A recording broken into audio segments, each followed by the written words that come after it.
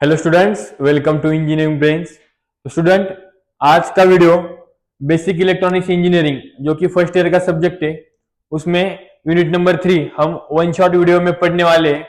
तो आज के वीडियो में ये जो यूनिट नंबर 3 के सब कॉन्सेप्ट है, जो 2024 पैटर्न के हिसाब से डिजाइन किया हुआ सिलेबस है, वो सब सिलेबस यूनिट 3 का हम इस वन शॉट वीडियो में कंप्लीट करने जा रहे हैं। तो स्टूडेंट, आज का वीडियो बहुत ही एंजॉयबल एंड इंटरेस्टिंग होने वाला है।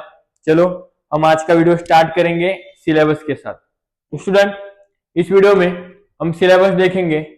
देखो, सिलेबस में हम देखेंगे नंबर सिस्टम, यानी कि binary, decimal, octal, hexadecimal number systems, उसका कन्वर्जन देखेंगे। उसके बाद हम देखेंगे कि लॉजिक गेट्स क्या होते हैं, यूनिवर गेट्स क्या होते हैं। उसके बाद हम देखेंगे लॉजिक सर्किट्स यानी कि हाफ एडर, फुल एडर देखेंगे। उसके बाद वो 4 फ्लिप फ्लॉप्स देखेंगे। उसके बाद माइक्रो कंट्रोलर, माइक्रो प्रोसेसर और IC design flow and IC fabrication process flow, ये सब कॉन्सेप्ट आज के वीडियो में हम कवर करने जा रहे हैं। इसी की वजह से हमने वन शॉट वीडियो बनाया है। स्टूडेंट, इस वीडियो में सिर्फ मैं पढ़ाने नहीं वाला हूं, क्योंकि हर बार क्या होता है, जब भी बच्चे कॉन्सेप्ट समझते हैं लेकिन जब एग्जाम में जाने के बाद वो भूल जाते हैं आंसर कैसा लिखना है। तो कॉन्सेप्ट सिखाने के बाद मैं आपको ये भी बताऊंगा कि आंसर कैसे लिखना है और इस क्वेश्चन को आपको आउट ऑफ मार्क्स कैसे लाने। तो चलिए स्टूडेंट, हम स्टार्ट करेंगे पहले नंबर सिस्टम के साथ। तो देखो, नंबर सिस्टम क्या होता है। तो अगर हमें कोई भी नंबर रिप्रेजेंट करना है, तो रिप्रेजेंट करने के इधर 4 टाइप्स है।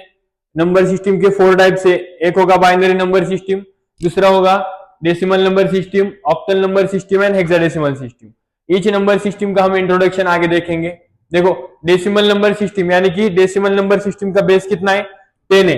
अगर डेसिमल नंबर सिस्टम का बेस 10 है, यानी कि 0 से 9 डिजिट, कितने टोटल 10 डिजिट, मतलब 0 से 9 डिजिट हम यहाँ पे यूज करेंगे। फॉर एग्जाम्पल मैं ऐसा लिखूंगा 1 2 5 7, तो ये हमारा क्या हो गया, डेसिमल नंबर हो गया। क्योंकि यहाँ पे देखो, यहाँ पे मैंने जो डिजिट यूज की है, कौन से डिजिट यूज की है, 0 to 9 डिजिट यूज की है, इसलिए ये नंबर सिस्टम हो गया डेसिमल नंबर सिस्टम। तो उसका बेस आ जाएगा 10। आगे हम देखेंगे, देखो बाइनरी नंबर सिस्टम यानी कि क्या बेस कितना होता है, 2, यानी कि हम सिर्फ 2 डिजिट यूज करेंगे। एक डिजिट हम यूज करेंगे 0 और दूसरा डिजिट हम यूज करेंगे 1। देखो, ऐसा एग्जांपल मैं लिख सकता हूं। तो इसमें सिर्फ 2 डिजिट यूज के लिए, इसलिए मैं इसको बाइनरी नंबर सिस्टम बोलूंगा। एकदम सिंपल हो गया example of binary number system. उसके बाद देखो, हम देखेंगे octal number system. Octal number system में टोटल बेस 8 है, यानी कि टोटल 8 डिजिट यूज किए हैं, 0 to 7 डिजिट। तो अगर हम हमारे नंबर में 0 to 7 डिजिट यूज कर रहे हैं, यानी कि देखो 7 हो गया, 5 हो गया, 6 हो गया, 1 हो गया, ये सब डिजिट अगर हम यूज कर रहे हैं हमारे नंबर में, तो हमारा नंबर क्या हो गया, ऑक्टल नंबर हो गया। तो इसीलिए इसका बेस क्या लिखेंगे, हम 8 बेस लिखेंगे। और उसके बाद नेक्स्ट वाला हम देखेंगे, देखो हेक्साडेसिमल नंबर सिस्टम। तो उसमें क्या है, टोटल बेस 16 है, यानी कि हमें 16 डिजिट्स यूज करने हैं। तो कौन से 16 डिजिट्स, देखो 0 से 9 तक ये टोटल कितने हो गए, 10 डिजिट हो गए। और ऊपर हमें A to F यूज करना है। देखो 9 हो गया, लेकिन 10 को हम क्या रिप्रेजेंट करेंगे, 11 12 13 14 15, इन सबको हम क्या रिप्रेजेंट करेंगे। तो देखो 10 को हम A रिप्रेजेंट करेंगे, 11 को B, 12 को C, 13 को D, 14 को E और 15 को हम F रिप्रेजेंट करेंगे। तो 0 to 9 ए टोटल 10 डिजिट और ए टोटल 6 डिजिट, यानी कि टोटल हम यहाँ पे 6 अल्फाबेट्स यूज कर रहे हैं, यानी कि टोटल कितना हो गया, 16। तो इसी की वजह से हेक्साडेसिमल नंबर सिस्टम का बेस कितना है, 16 बेस है। एकदम सिंपल है। हमने यहाँ पर इंट्रोडक्शन देख लिया, क्योंकि ये सब बेस है। अगर आपको बेस पता है तो आगे जाके मैं जो भी पढ़ने वाला हूँ वो आपको एकदम ईजी लगने लगेगा। देखो यहाँ पे हम देखेंगे कि डेसिमल नंबर सिस्टम मतलब क्या, जो हमारा नॉर्मल नंबर होता है, जो हमारा नॉर्मल नंबर सिस्टम है उसे हम डेसिमल नंबर सिस्टम बोलते हैं, यानी कि 0 से लेके 15 तक यहाँ पे मैंने नंबर्स लिखे। उसके बाद बाइनरी, बहुत सारे बच्चों को बाइनरी रिप्रेजेंटेशन नहीं करना आता है, और आता है लेकिन वो डिफिकल्ट लेवल में फाइंड करते हैं। देखो एकदम सिंपल बताऊंगा, अगर आपको डेसिमल नंबर पता है और अगर बाइनरी लिखना है तो कैसा करना है। देखो मैं इधर लिखूंगा 1 2 4 8, अगर आपको आगे लेना है तो डबल डबल करते जाना है। देखो 1 का डबल 2, 2 का डबल 4, 4 का डबल 8। अगर आपको 16 लेना है तो 16 ले सकते हैं। उसके बाद 32 64 ऐसा हो जाएगा। इधर मैं 4 डिजिट लूंगा। अगर देखो मुझे 0 का रिप्रेजेंटेशन करना है तो सब मेरा इधर 0 आ जाएगा। देखो ये सब क्या आ गया मेरा जीरो आ गया, एकदम सिंपल। यहाँ पे मुझे देखो अगर 4 का रिप्रेजेंटेशन करना है तो यहाँ पे सब में 4 किधर है, यहाँ पे ए, तो मेरा 4 वाला 1 आएगा, अदरवाइज बाकी सब क्या आ जाएंगे, जीरो आ जाएंगे। ये क्या होगा, मेरा 4 का रिप्रेजेंटेशन हो गया, यानी कि ये बाइनरी रिप्रेजेंटेशन है किसका, 4 का। अगर मेरे को इधर 10 चाहिए तो 10 के लिए देखो 8 और 2 की एडिशन कितनी आती है, 10 आती है, इसलिए देखो 8 वाला 1 करूंगा, 2 वाला 1 करूंगा और ये बाकी सब क्या करूंगा, जीरो। तो 8 और 2 10 होता है, इसीलिए ए किसका रिप्रेजेंटेशन हो गया, 10 का। अगर आपको 14 करना है तो 14 में क्या, 8 4 12 और 2 14, एकदम सिंपल है, मतलब 1 1 1 0, ये हो गया हमारा 14 का रिप्रेजेंटेशन, एकदम सिंपल। उसके बाद ऑक्टल, ऑक्टल में हमने देखा ऑक्टल का जो रिप्रेजेंटेशन है, यानी कि इसका बेस है, ऑक्टल का बेस कितना है, 8 है, यानी कि ऑक्टल में सिर्फ हम 0 से लेके 7 तक डिजिट्स यूज कर सकते हैं, 8 और 9 नंबर हम यूज नहीं कर सकते। इसीलिए यहाँ पे देखो अगर डेसिमल में 8 है बट यहाँ पे हम 8 और 9 यूज नहीं कर सकते, तो इसी की वजह से 7 के बाद में नंबर कौन सा आएगा, 10 11 12 13 14 15 16 17। 17 के बाद 18 नहीं आएगा क्योंकि 8 और 9 डिजिट हमारे यहाँ अलाउड नहीं है, तो उसके बाद डायरेक्ट क्या आ जाएगा, 70 के बाद डायरेक्ट 20, एकदम सिंपल है। और हेक्साडेसिमल मैंने आपको बताया है 0 से 9 लेक 10 डिजिट हमने यूज किए नंबर्स, और उसके बाद हमने क्या यूज करना शुरू कर दिया है, हमने वहां पे अल्फाबेट्स यूज करना शुरू कर दिया है, एकदम सिंपल रिप्रेजेंटेशन हो गया। उसके बाद देखो स्टूडेंट हमें क्या देखना है, हमें देखना है कन्वर्जन ऑफ नंबर सिस्टम। क्या देखना है, कन्वर्जन ऑफ नंबर सिस्टम। तो अब मैं जो आपको बता रहा हूं, अगर ये आपने ध्यान में रख दिया तो एकदम कन्वर्जन ऑफ नंबर सिस्टम आपका एकदम इजी लगने लगेगा। देखो यहाँ पे मैं कन्वर्जन करने कैसे वाला हूं, तो पहले मैं क्या करने वाला हूं, इधर हमारे पास टेबल है, हमें टेबल दिख रहा है, तो उसमें मैं पहले ये जो बाइनरी, ऑक्टल और हेक्साडेसिमल है, ये जो तीन है, वो तीनों का मैं डेसिमल में कन्वर्जन करने वाला हूं। देखो क्या करने वाला हूं मैं, पहले ये जो ऑल जो तीन है, ऑल जो 3 है, उनका किस में कन्वर्जन करने वाला हूं, डेसिमल में कन्वर्जन करने वाला हूं। तो इस यहाँ पे हम मल्टीप्लीकेशन मेथड यूज करेंगे। कौन सी मेथड, मल्टीप्लीकेशन, एकदम सिंपल है। देखो यहाँ पे उल्टा करें, देखो ये तीनों का हमने डेसिमल में कन्वर्ट कर दिया, अब क्या करूंगा मैं, एक डेसिमल का इन तीनों में कन्वर्ट कर दूंगा। क्या कर दूंगा, डेसिमल जो है हमारा, ये डेसिमल का मैं इन दोनों में कन्वर्ट कर दूंगा, ऑल दीज 3, बराबर। तो डेसिमल का अगर मुझे इन तीनों में कन्वर्ट करना है तो इससे मैं डिवीजन मेथड यूज करूंगा। देखो कौन सी मेथड, डिवीजन मेथड यूज करूंगा। और तीसरा है हमें क्या करना है, हमें binary to octal hexadecimal convert करना है, यानी कि बाइनरी से हमें इन दोनों में कन्वर्ट करना है और इन दोनों को हमें बाइनरी में कन्वर्ट करना है। तो यहाँ पे देखो बाइनरी का हम कन्वर्ट करेंगे ऑक्टल एंड हेक्साडेसिमल में, और उसके बाद हम करेंगे ऑक्टल एंड हेक्साडेसिमल का बाइनरी में कन्वर्ट करेंगे। देखो इसका स्क्रीनशॉट ले लो, क्योंकि मुझे पता है एग्जाम में आपको ये अगर ए याद में आ गया, अगर आपको मल्टीप्लीकेशन डिवीजन मेथड और इन दोनों का कन्वर्जन कैसे करना है पता है, तो कौन से भी नंबर सिस्टम से कौन से भी नंबर सिस्टम में आप कन्वर्जन इजीली कर पाओगे, एकदम इजीली टॉपिक है। देखो अब हम ये चालू करेंगे कि ऑल 3 का डेसिमल में, मतलब बाइनरी, ऑक्टल और हेक्साडेसिमल का डेसिमल में कैसे कन्वर्ट करना है। तो चलो हम स्टार्ट करते हैं स्टूडेंट। पहले हम देखेंगे बाइनरी टू डेसिमल कैसे कन्वर्ट करना है। तो देखो डिवीजन मेथड हम यहाँ पे यूज कर रहे हैं, बराबर है। हमें देखना है कि डेसिमल जो है, और डेसिमल में कन्वर्ट करने के लिए हमें मल्टीप्लीकेशन मेथड यूज करना है। फॉर एग्जांपल यहाँ पर मैं एग्जांपल ले रहा हूं 1101, इसका बेस कितना है, 2 है, तो इसको कन्वर्ट करना है, इसलिए हम क्या करेंगे, बेस देखेंगे, बेस कितना है, इधर 2 बेस है, तो बेस लेके 2⁻0 लिखेंगे इनटू फर्स्ट वाला कौन है, इधर 1, तो यहाँ पे 1 लिखेंगे। देखो प्लस 2⁻1 इनटू यहाँ पे कौन है, दूसरा वाला 0 लिखेंगे, प्लस 2⁻2 इंटू कौन है, थर्ड वाला 1 प्लस 2⁻4 इंटू फोर्थ वाला कौन है, 1। यहाँ पे हम राइट साइड से चालू करेंगे, यहाँ पे सॉरी 3 आ जाएगा स्टूडेंट। देखो 2⁻0 2⁻1 2⁻2 एंड 2⁻3। अगर इसको हम सॉल्व करेंगे तो हमारा जो भी आंसर आने वाला है वो किस में आने वाला है, डेसिमल में आने वाला है। देखो मैं इधर सॉल्व करता है, 2⁻3 यानी कि 8 इंटू 1 प्लस 2⁻2 यानी कि 4 इंटू 1 प्लस 2⁻1 यानी कि 2 इंटू 0 प्लस 2⁻0 यानी कि 1 इंटू 1। तो देखो यहाँ पे फाइनल आंसर आ गया 8 प्लस 4 प्लस 0 प्लस 1, तो फाइनल 8 प्लस 4 12 प्लस 1 13। ये क्या हो गया, हमारा डेसिमल में कन्वर्ट हो गया, यानी कि इसका बेस कितना आएगा, 10 बेस आ गया। देखो यहाँ पे हमने मल्टीप्लीकेशन किससे किया है, 2 2 2 2, क्यों, क्योंकि यहाँ पे बेस कितना है 2, बाइनरी का डेसिमल में कन्वर्ट कर रहे, आगे जाके अगर हम देखेंगे, देखो यहाँ पे बेस कितना है 8 है, यानी कि ऑक्टल का डेसिमल में कन्वर्ट करना है।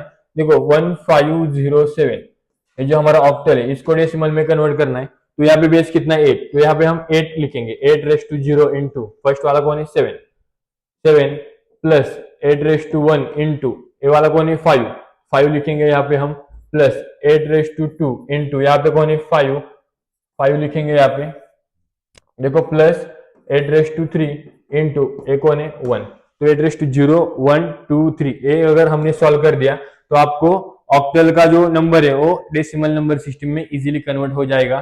सिर्फ यहाँ पे आपको क्या करना है, मल्टीप्लीकेशन और एडिशन करना है, और उसके बाद जो फाइनल आंसर आने वाला है उसके नीचे आपको 10 लिखना है, क्योंकि किस में कन्वर्ट कर दिया है हमने, डेसिमल में कन्वर्ट कर दिया है। देखो उसके बाद है हेक्साडेसिमल।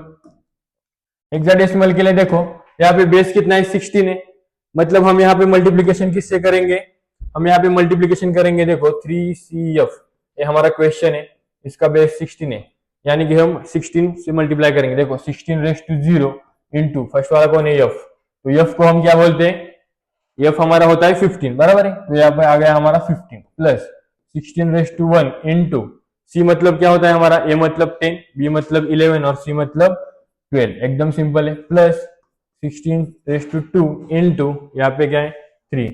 यहाँ पे भी अगर आप एक कैलकुलेशन कंप्लीट कर दोगे तो आपको जो नंबर आएगा वो डेसिमल नंबर सिस्टम में आएगा, एकदम सिंपल। हमने 3 कन्वर्जन देख लिए। उसके बाद देखो आगे जाके हम डिवीजन मेथड यूज करने वाले, क्योंकि यहाँ पर क्या कर रहे हैं, अब हम डेसिमल नंबर से बाइनरी, ऑक्टल और हेक्साडेसिमल में कन्वर्ट कर रहे हैं, तो उसकी वजह से यहाँ पे क्या होगा, डिवीजन मेथड यूज होगा। तो मैंने पहले वीडियो की शुरुआत में ये बताया आपको कि यहाँ पे डिवीजन मेथड यूज करना है। तो देखो यहाँ पे जो हमें नंबर दिया है उसको हमें डिवाइड करना है, लेकिन किससे डिवाइड करना है, किस पे डिपेंड है, तो हमें जिसमें कन्वर्ट करना है उसका बेस से डिवाइड करना है। देखो हमें यहाँ पे डेसिमल नंबर को किस में कन्वर्ट करना है, बाइनरी में कन्वर्ट करना है। बाइनरी का बेस कितना है 2, तो हम यहाँ पे 2 से डिवाइड करेंगे, किसको, 2 to 7 नंबर को। देखो यहाँ पे 2 to 7 को हम डिवाइड करेंगे, तो 2 to 7 को डिवाइड करेंगे 2 से, अगर 2 1 जा 2, 2 1 जा 2, 2 3 जा 6, यानी कि रिमाइंडर कितना रहेगा इधर 1।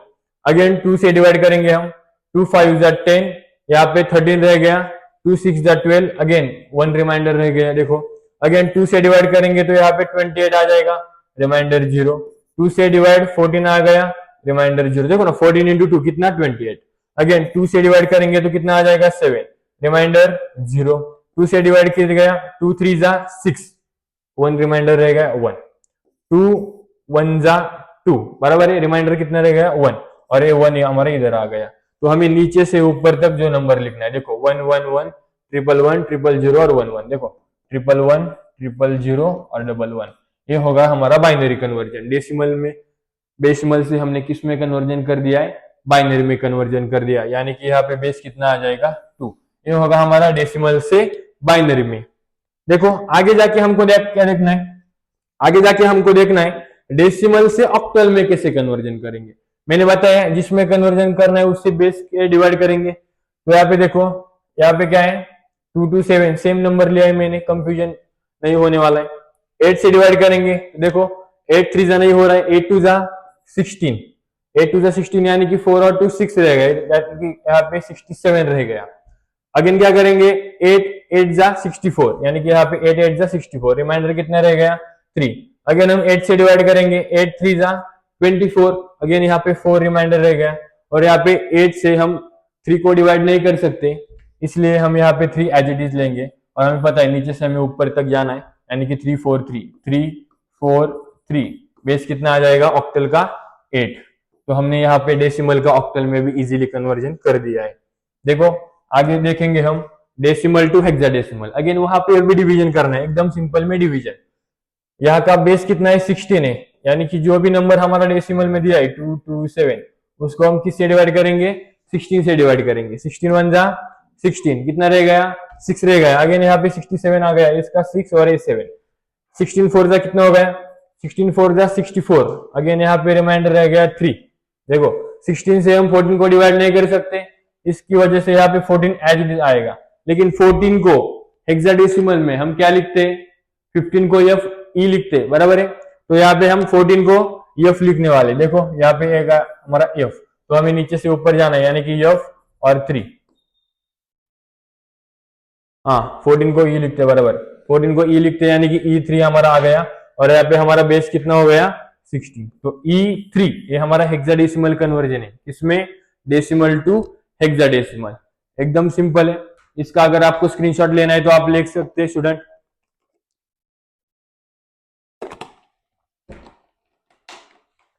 देखो उसके बाद हम लिखेंगे बाइनरी टू ऑक्टल कन्वर्जन।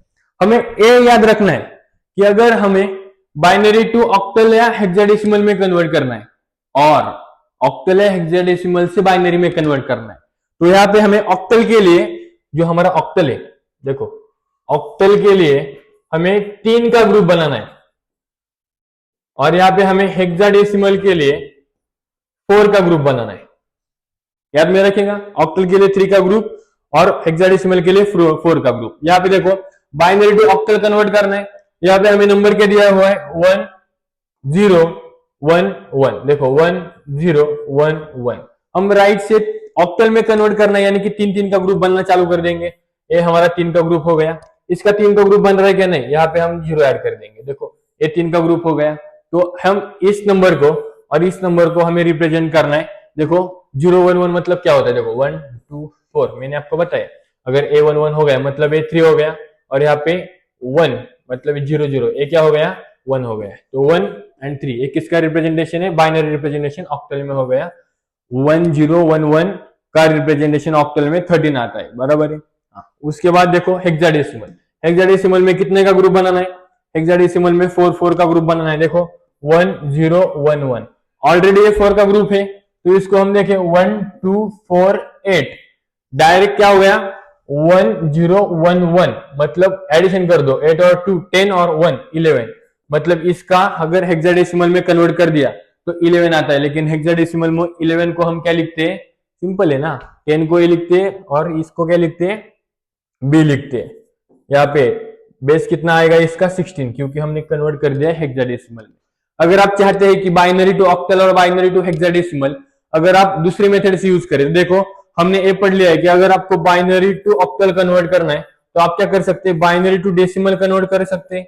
आपको बताइए कन्वर्जन कैसे करना है, और उसके बाद डेसिमल टू आप ऑक्टल कन्वर्जन कर सकते हैं। ये डायरेक्ट मेथड में आप यूज कर सकते हैं और ये इनडायरेक्ट मेथड आप यूज कर सकते हैं। अगर आपको बाइनरी टू हेक्साडेसिमल कन्वर्ट करना है तो सेम बाइनरी टू हेक्साडेसिमल अगर आप डायरेक्ट भी कर सकते हैं, जैसा मैंने अभी इधर किया है। अगर आपको वैसा नहीं करना है तो आप बाइनरी टू डेसिमल कर सकते हैं और उसके बाद डेसिमल से हेक्साडेसिमल कर सकते हैं। ये दोनों मेथड आपको करने के लिए अलाउड है, ठीक है, एकदम सिंपल कॉन्सेप्ट। ये हो गया हमारा कंप्लीट। उसके बाद ऑक्टल टू बाइनरी और हेक्साडेसिमल टू बाइनरी, यहाँ पर मैं आपको बता दिया है कितना कितना का ग्रुप है। ऑक्टल आया तो 3 का ग्रुप करने का, भूलने का नहीं। देखो यहाँ पे 1 है 4 है, 1 को 3 बिट में लिखना है, 4 को 3 बिट में लिखना है, क्योंकि इधर क्या है ऑक्टल है। देखो 1 2 4, 1 को लिखना है यानी क्या लिखेंगे 0 0 1 लिखेंगे। देखो इधर 0 0 1, 4 को लिखना है यानी क्या लिखेंगे 1 0 0 लिखेंगे। 4 वाला 1 करेंगे, बाकी सब 0, क्या लिखेंगे 1 0 0। तो ये होगा हमारा बाइनरी रिप्रेजेंटेशन। अगले वाली 0 हम लेंगे नहीं लेंगे कुछ फर्क नहीं पड़ता है। तो देखो यहाँ पे आंसर 1 1 0 0 आ गया, और किस में कन्वर्ट कर दिया बाइनरी में, तो बेस आ गया इधर 2। एकदम सिंपल है, बराबर है। उसके बाद देखो हम देखेंगे hexadecimal to binary. Hexadecimal to binary convert करने के लिए यहाँ पे हमें ग्रुप कितने का बनाना है, 4 4 का ग्रुप बनाना है। ई को हमें लिखना है, बराबर है। ई मतलब क्या होता है हमारा 14, बराबर है। 14 हो गया, तो देखो अगर हमारा 14 है तो 8 4 2 1 1 2 8 4 8, तो इसको हमें 14 में रिप्रेजेंट करना है। 14 मतलब किसकी एडिशन 14 होती है, 8 + 4 12 + 2 14, ये होगा हमारा 14। तो देखो इसको हम क्या लिखेंगे 1 1 1 0, ये होगा हमारा बाइनरी रिप्रेजेंटेशन। एकदम सिंपल है। और इसका भी इनडायरेक्ट मेथड है। इसका इनडायरेक्ट मेथड कैसे, देखो अगर हमें ऑक्टल टू बाइनरी कन्वर्ट करना है तो हम क्या करेंगे octal to decimal, decimal to binary. अगर हमें octal to hexadecimal to binary करना है तो हम क्या करेंगे हेक्साडेसिमल टू डेसिमल करेंगे, डेसिमल से बाइनरी करेंगे। ये भी मैंने आपको पढ़ा है। तो अगर आपको डायरेक्ट मेथड यूज करनी है तो डायरेक्ट मेथड यूज करो, अगर आपको इनडायरेक्ट मेथड यूज करनी है तो आपको सिर्फ यहाँ पे क्या करना है मल्टीप्लीकेशन डिवीजन, मल्टीप्लीकेशन डिवीजन हमने कर दिया है। बराबर है ना। डेसिमल में कन्वर्ट करना है तो क्या करते हैं, मल्टीप्लीकेशन। डेसिमल से अगर दूसरे में कन्वर्ट करना है तो क्या करते हैं हम यहाँ पे, डिवीजन। मैंने पढ़ा है वो आपको। उसके बाद देखो कन्वर्जन यहाँ पे हमारा हो गया। लॉजिक गेट्स, तो देखो logic gates are electronic circuits that perform boolean operations on one और more inputs to produce an output. मतलब यहाँ पे बुलियन इनपुट्स पर जो ऑपरेशन करना है उसके लिए हमें यहाँ पे लॉजिक गेट्स लगते हैं। देखो लॉजिक गेट्स कौन कौन से हमारे पास, नॉट गेट है, एंड, और, NAND, nor, XOR and XNOR. तो ये सब एक एक करके हम पढ़ने वाले। तो देखो आगे जाके ये सब पढ़ेंगे हम। नॉट गेट में यहाँ पे क्या आ रहा है हमारा इनपुट, अगर हम नॉट गेट क्या करता है, एज ए इन्वर्टर काम करता है। मतलब आप जो भी इनपुट उसको दे रहे उसका उल्टा वो करेगा। अगर आपने इनपुट 0 दे दिया तो 1 करेगा, अगर आपने इनपुट 0 दे गया तो 1 देगा तो 0 कर देगा। देखो यहाँ पे मैंने ए इनपुट दिया तो यहाँ पे ए क्या करेगा, जो हमारा वाई आउटपुट है वो आ जाएगा ए बार। ए बार यानी कि आउटपुट क्या हो रहा है, इनपुट को इन्वर्ट कर रहा है। देखो यहाँ पे मैंने इनपुट दिया 1 तो आउटपुट आ गया 0, और इनपुट दिया 0 तो आउटपुट क्या आ गया 1। यहाँ पे चेंज हो रहा है। आगे जाके देखो हम पढ़ेंगे एंड गेट। एंड गेट मतलब क्या, तो अगर हमारे पास 2 इनपुट है, एंड कितना इनपुट लेता है, 2 इनपुट लेता है, एक ए इनपुट और दूसरा बी इनपुट। तो इन दोनों का मल्टीप्लीकेशन करने का काम, इन दोनों का बाइनरी मल्टीप्लीकेशन करने का काम कौन करता है, एंड गेट करता है। अगर आपको ट्रूथ टेबल याद में रखना है तो कैसे याद में रखना है, देखो एंड गेट में अगर दोनों भी इनपुट 1 है तो ही आउटपुट क्या आ जाएगा, 1 आ जाएगा। 1 1 1, अदरवाइज क्या आ जाएगा 0। डोंट केयर अबाउट दैट, 1 1 होगा तो 1, एंड इतना ही है, एकदम इजी। उसके बाद हम देखेंगे और गेट। देखो और गेट में हम क्या देखने वाले, और गेट में हम देखने वाले कि और गेट करता क्या है। और गेट यहाँ पे 2 इनपुट लेता है, ए इनपुट लेगा, बी इनपुट लेगा, ये हमारा सिंबल है और गेट का। उसके बाद जो आउटपुट में आ रहा है, तो और गेट हमारा क्या करता है, 2 इनपुट की एडिशन। यहाँ पे इनपुट ज्यादा भी हो सकते हैं, कभी कभी 3 इनपुट 4 इनपुट हो सकते हैं। देखो यहाँ पे एडिशन करने का काम कौन करता है, और गेट करना है। एंड गेट में क्या था, 1 1 1 था, बाकी सब 0। इसमें उल्टा है, 0 0 क्या है 0, बाकी सब 1। अगर दोनों भी 0 है तो आउटपुट में क्या आएगा 0, अदरवाइज क्या आएगा हमारा 1। एकदम सिंपल और गेट। आपको अगर एग्जाम में क्वेश्चन आया एंड गेट लिखो और गेट लिखो, तो आपको क्या करना है, सिर्फ एंड गेट लिखना है, उसका सिंबल लिखना है, उसका इक्वेशन लिखना है और ट्रूथ टेबल निकालना है। इतना ही काम करना है आपको सिर्फ, एकदम सिंपल है। देखो उसके बाद हम देखेंगे नैंड गेट। नैंड गेट मतलब क्या, एंड प्लस नॉट। देखो क्या, and gate plus not gate, मतलब एंड गेट का जो आउटपुट आ रहा है उसको इन्वर्ट करने का काम नॉट गेट करेगा। तो एंड प्लस इन्वर्ट नॉट, तो उसके बाद हमारा जो भी आएगा वो क्या होगा, हमारा नैंड गेट। देखो ए इनपुट है, बी इनपुट है, हमें पता है एंड गेट में हमारा मल्टीप्लीकेशन करता था, तो एंड गेट मल्टीप्लीकेशन करेगा और उसको इन्वर्ट करेगा, मतलब बाहर आ जाएगा, बराबर। उसको इन्वर्ट कौन करेगा, नॉट गेट करेगा। तो दोनों मिला के हमारे यहाँ पे क्या आ रहा है, नैंड गेट आ रहा है। तो यहाँ पे हमें इनपुट और आउटपुट में भी कॉम्बिनेशन समझना पड़ेगा, बराबर है। यहाँ पे देखो मैंने बताया कि एंड गेट में क्या चल रहा था, अगर 1 1 है तो 1 होता था, बाकी सब 0 होते थे, बराबर है। 1 1 होगा तो 1, बाकी सब 0 एंड गेट में। इसमें नॉट लगाने के बाद ये जो इनपुट आ रहा है उसका इन्वर्ट हो जाएगा, 1 का 0 0 का 1, मतलब यहाँ पे क्या हो रहा है, उल्टा हो रहा है। 1 1 0 आ रहा है, बाकी सब 1। आपको ये समझ में आया होगा। नेक्स्ट हम देखेंगे नॉर गेट। नॉर मतलब क्या, और प्लस नॉट। देखो यहाँ पे और प्लस नॉट मतलब हमारा क्या है, यहाँ पे नॉर है। तो यहाँ पे ए इनपुट है, बी इनपुट है। देखो वाई पहला क्या करेगा, और करेगा, मतलब एडिशन करेगा।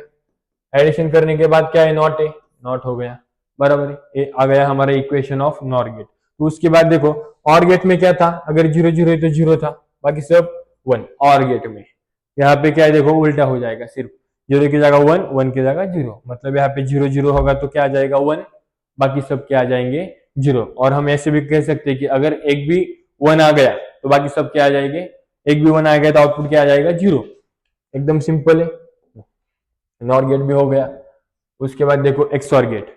एक्सऑर गेट देखो एक्सऑर गेट करता क्या है, एक्सऑर गेट 2 इनपुट लेता है, ए और बी, बराबर है। और वाई आउटपुट में क्या आता है हमारा, ए एक्सऑर बी। देखो ए एक्सऑर बी को हम ऐसे भी बोल सकते हैं कि ए into B bar plus A bar into B. ये दोनों भी इक्वेशन किसके, एक्सऑर गेट के। मतलब देखो इसका ट्रूथ टेबल क्या है, अगर हमारे दो इनपुट डिफरेंट है, क्या है इसमें याद, इसको याद कैसे रखना है मैं आपको बता रहा हूं। अगर दो इनपुट हमारा डिफरेंट है, देखो यहाँ पे 0 और 1 डिफरेंट है, 1 और 0 ये भी डिफरेंट है, तो अगर इनपुट हमारा डिफरेंट है तो हम यहाँ पे आउटपुट क्या मिलेगा, 1 मिलेगा। और अगर हमारा इनपुट जो है जो सेम है, अगर उसके बाद हमें आउटपुट क्या मिलेगा, 0 मिलेगा। एकदम सिंपल, ये भी हो गया। देखो एक्सऑर में अगर हम नॉट ऐड कर देंगे तो ये क्या हो गया, एक्सनॉर हो गया। मतलब ये हो गया हमारा एक्सऑर, देखो एक्सऑर प्लस नॉट, मतलब हमारा क्या हो गया, एक्सनॉर। वहां पर भी सेम, यहाँ पर भी same, a input b input, उसके बाद आउटपुट में क्या मिलेगा, y is equal to a XOR b. ये तो इक्वेशन एक्सऑर का हो गया। इसको नॉट ऐड करना है मतलब बार देना है, तो ये क्या हो गया, एक्सनॉर हो गया। एक्सनॉर हो गया यानी कि क्या हो गया, देखो हमें यहाँ पे पता है कि एक्सऑर का क्या था, यहाँ पे 1 था, यहाँ पे 0 था। अब एक्सऑर में क्या हो रहा है, ये एक्सऑर का है, एक्सऑर में हमने नॉट ऐड कर दिया, मतलब ये उल्टा हो गया, 0 का 1, 1 का 0, 1 का 0 और 0 का 1। सिंपल है, तो एकदम सिंपल है। यहाँ पे याद कैसे रखेंगे, अगर दो इनपुट सेम है तो आउटपुट क्या आ जाएगा, 1 आ जाएगा, अदरवाइज आउटपुट आ जाएगा हमारा 0। यहाँ पे हमने गेट्स देख लिए। देखो एग्जाम में ऐसा भी क्वेश्चन आता है कि एक्सप्लेन द डिमॉर्गन्स थ्योरम, तो यहाँ पे हमें डिमॉर्गन्स थ्योरम एक्सप्लेन करने के लिए आता है। एकदम इजी है डिमॉर्गन्स थ्योरम। अगर आपको एग्जाम में आउट ऑफ मार्क्स निकलने तो आपको क्या क्या लिखना है, देखो फर्स्ट आपको एक्सप्लेन करना है कि लॉ क्या है, उसके बाद आपको एक्सप्रेशन लिखना है, और उसके बाद आपको प्रूफ लिखना है। तो यहाँ पे डिमॉर्गन्स थ्योरम के टोटल 2 डिमॉर्गन्स लॉ है। पहले डिमॉर्गन्स फर्स्ट लॉ हम देखेंगे, उसके बाद डिमॉर्गन्स सेकंड लॉ हम देखेंगे। देखो डिमॉर्गन्स तो क्या बोल रहे हैं, the complement of product of two variables, complement of product of two variables मतलब टू वेरिएबल्स का प्रोडक्ट, देखो टू वेरिएबल्स का प्रोडक्ट और उसका कॉम्प्लीमेंट बराबर है, is equal to sum of the complements, means complements का सम। ये देखो ए कॉम्प्लीमेंट, बी कॉम्प्लीमेंट और उसका सम। मतलब इधर हो क्या रहा है, देखो अगर दो इनपुट का प्रोडक्ट का बार है तो यहाँ पे क्या हो जाएगा, बार सेपरेट हो जाएगा, लेकिन मल्टीप्लीकेशन में से क्या हो जाएगा, एडिशन हो जाएगा। मतलब दो यहाँ पे एक तो सेपरेट सेपरेट बार आ रहा है, सेपरेट सेपरेट कॉम्प्लीमेंट आ रहा है, और दूसरा क्या हो रहा है, अगर मल्टीप्लीकेशन है तो क्या हो रहा है, एडिशन हो रहा है। इतना ही सिंपल है, लेकिन हमको ये प्रूफ करना है बराबर है। तो हमने 11th और 12th में फर्स्ट चैप्टर लॉजिक पढ़ा था, उसमें हमने देखा है कि इसको प्रूफ हम ट्रूथ टेबल से कैसे कर सकते हैं। देखो मैं यहाँ पे इनपुट लूंगा ए बी, उसके बाद मुझे क्या क्या लगेगा ये प्रूफ करने के लिए, ए बार लगेगा, बी बार लगेगा, उसके बाद में ए बार डॉट बी बार कर सकता हूं बराबर है, उसके बाद में ए बार प्लस बी बार कर सकता हूं, सॉरी एक मिनट, देखो यहां पर ये प्रूफ करना है हमें, तो हम क्या करेंगे, ए इंटू बी का होल बार चाहिए ना हमें, तो पहले हम ए इंटू बी करेंगे, उसके बाद हम ए इंटू बी का होल बार करेंगे, और उसके बाद हमें ए बार प्लस बी बार करना तो आता है। एकदम सिंपल है। देखो यहाँ पे हम क्या लेंगे, इनपुट 0 0 0 1 1 0 और 1 1। हमें पता है अगर ए बार है, ए कॉम्प्लीमेंट है, मतलब ए का क्या आ जाएगा उल्टा, 0 है तो 1, 0 है तो 1, 1 है तो 0, 1 है तो 0। बी का कॉम्प्लीमेंट करना है यानी कि इसका उल्टा करना है, देखो बी का उल्टा 0 1 1 2 0 0 2 1 1 2 0। एकदम सिंपल। ए इंटू बी यानी कि क्या, एंड गेट है ना, एंड मतलब क्या 1 1 होगा तो 1, देखो यहाँ पे 1 1 है, ए और बी 1 1 है तो 1, बाकी सब क्या आ जाएंगे 0। यहाँ पे ए डॉट बी का बार आ रहा है, ए डॉट बी का बार मतलब इसका बार है, तो इसका हमें उल्टा करना है, 1 1 1 और 1 का क्या हो जाएगा 0, उल्टा कर दिया। इसमें देखो एडिशन किसकी है, ए बार और बी बार की एडिशन है, मतलब ए बार और बी बार का हमें यहाँ पे क्या करना है, और करना है। तो और मतलब क्या होता है, ए बार और बी बार का और करना है, और में क्या होता है 0 0 है तो 0, देखो 0 0 है तो 0, बाकी सब क्या आ रहे हैं 1। और अगर हम बोलेंगे 1 2 3 4 5 6 एंड 7, तो हम यहाँ पे बोल सकते हैं कि from column 6 and 7 the a dot b whole bar is equal to a bar plus b bar. ये हमने यहाँ पे प्रूफ कर दिया है with the help of truth table. De Morgan's first law, आपको आंसर कैसे लिखना है मैंने बता दिया है। आगे जाके देखो हमें देखना है De Morgan's second law. De Morgan's second law में हम क्या देखेंगे, तो उल्टा है यहाँ पे, complement of sum of two variables. देखो दो वेरिएबल्स है, दो वेरिएबल्स का क्या लिखना है, सम लिखना है, और उसका क्या लिखना है, कॉम्प्लीमेंट लिखना है बराबर है। Combine complement is equal to क्या आ रहा है, product of complements, mean complement के क्या आ रहे हैं, प्रोडक्ट। देखो यहाँ पे क्या हो रहा है, कॉम्प्लीमेंट सेपरेट हो रहा है और मल्टीप्लीकेशन का क्या हो रहा है, सॉरी एडिशन का क्या हो रहा है, मल्टीप्लीकेशन। तो आपको ये ट्रूथ टेबल निकालना आ सकते, देखो आपको पहले ए निकालना है, फिर बी, ए बार, उसके बाद बी बार, उसके बाद ए बार और बी बार का आप सेपरेट मल्टीप्लीकेशन कर सकते हैं, बराबर है। और उसके बाद ए प्लस बी कर सकते हैं और ए प्लस बी का होल बार भी आप निकाल सकते हैं। तो आपको ये निकालना है, एकदम इजी है। देखो ए बार प्लस बी बार का होल बार, ए प्लस बी का होल बार भी आप निकाल सकते हैं। तो ये ट्रूथ टेबल जैसे मैंने पहला वाला प्रूफ किया वैसा ही आपको ये भी क्या करना है, प्रूफ करना है। देखो यहाँ पे नेक्स्ट हम देखेंगे NAND and NOR are universal gate.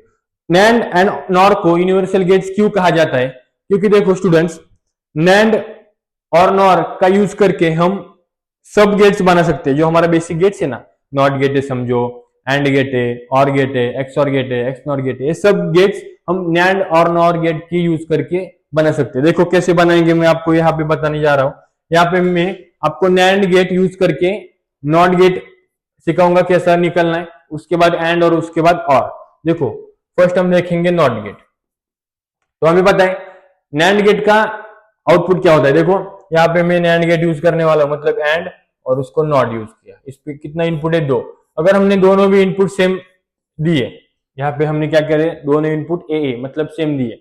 यहाँ पे नैंड गेट क्या करता है, मल्टीप्लीकेशन करता है और उसका बार निकालता है, बराबर है। मल्टीप्लीकेशन कर दिया उसका बार।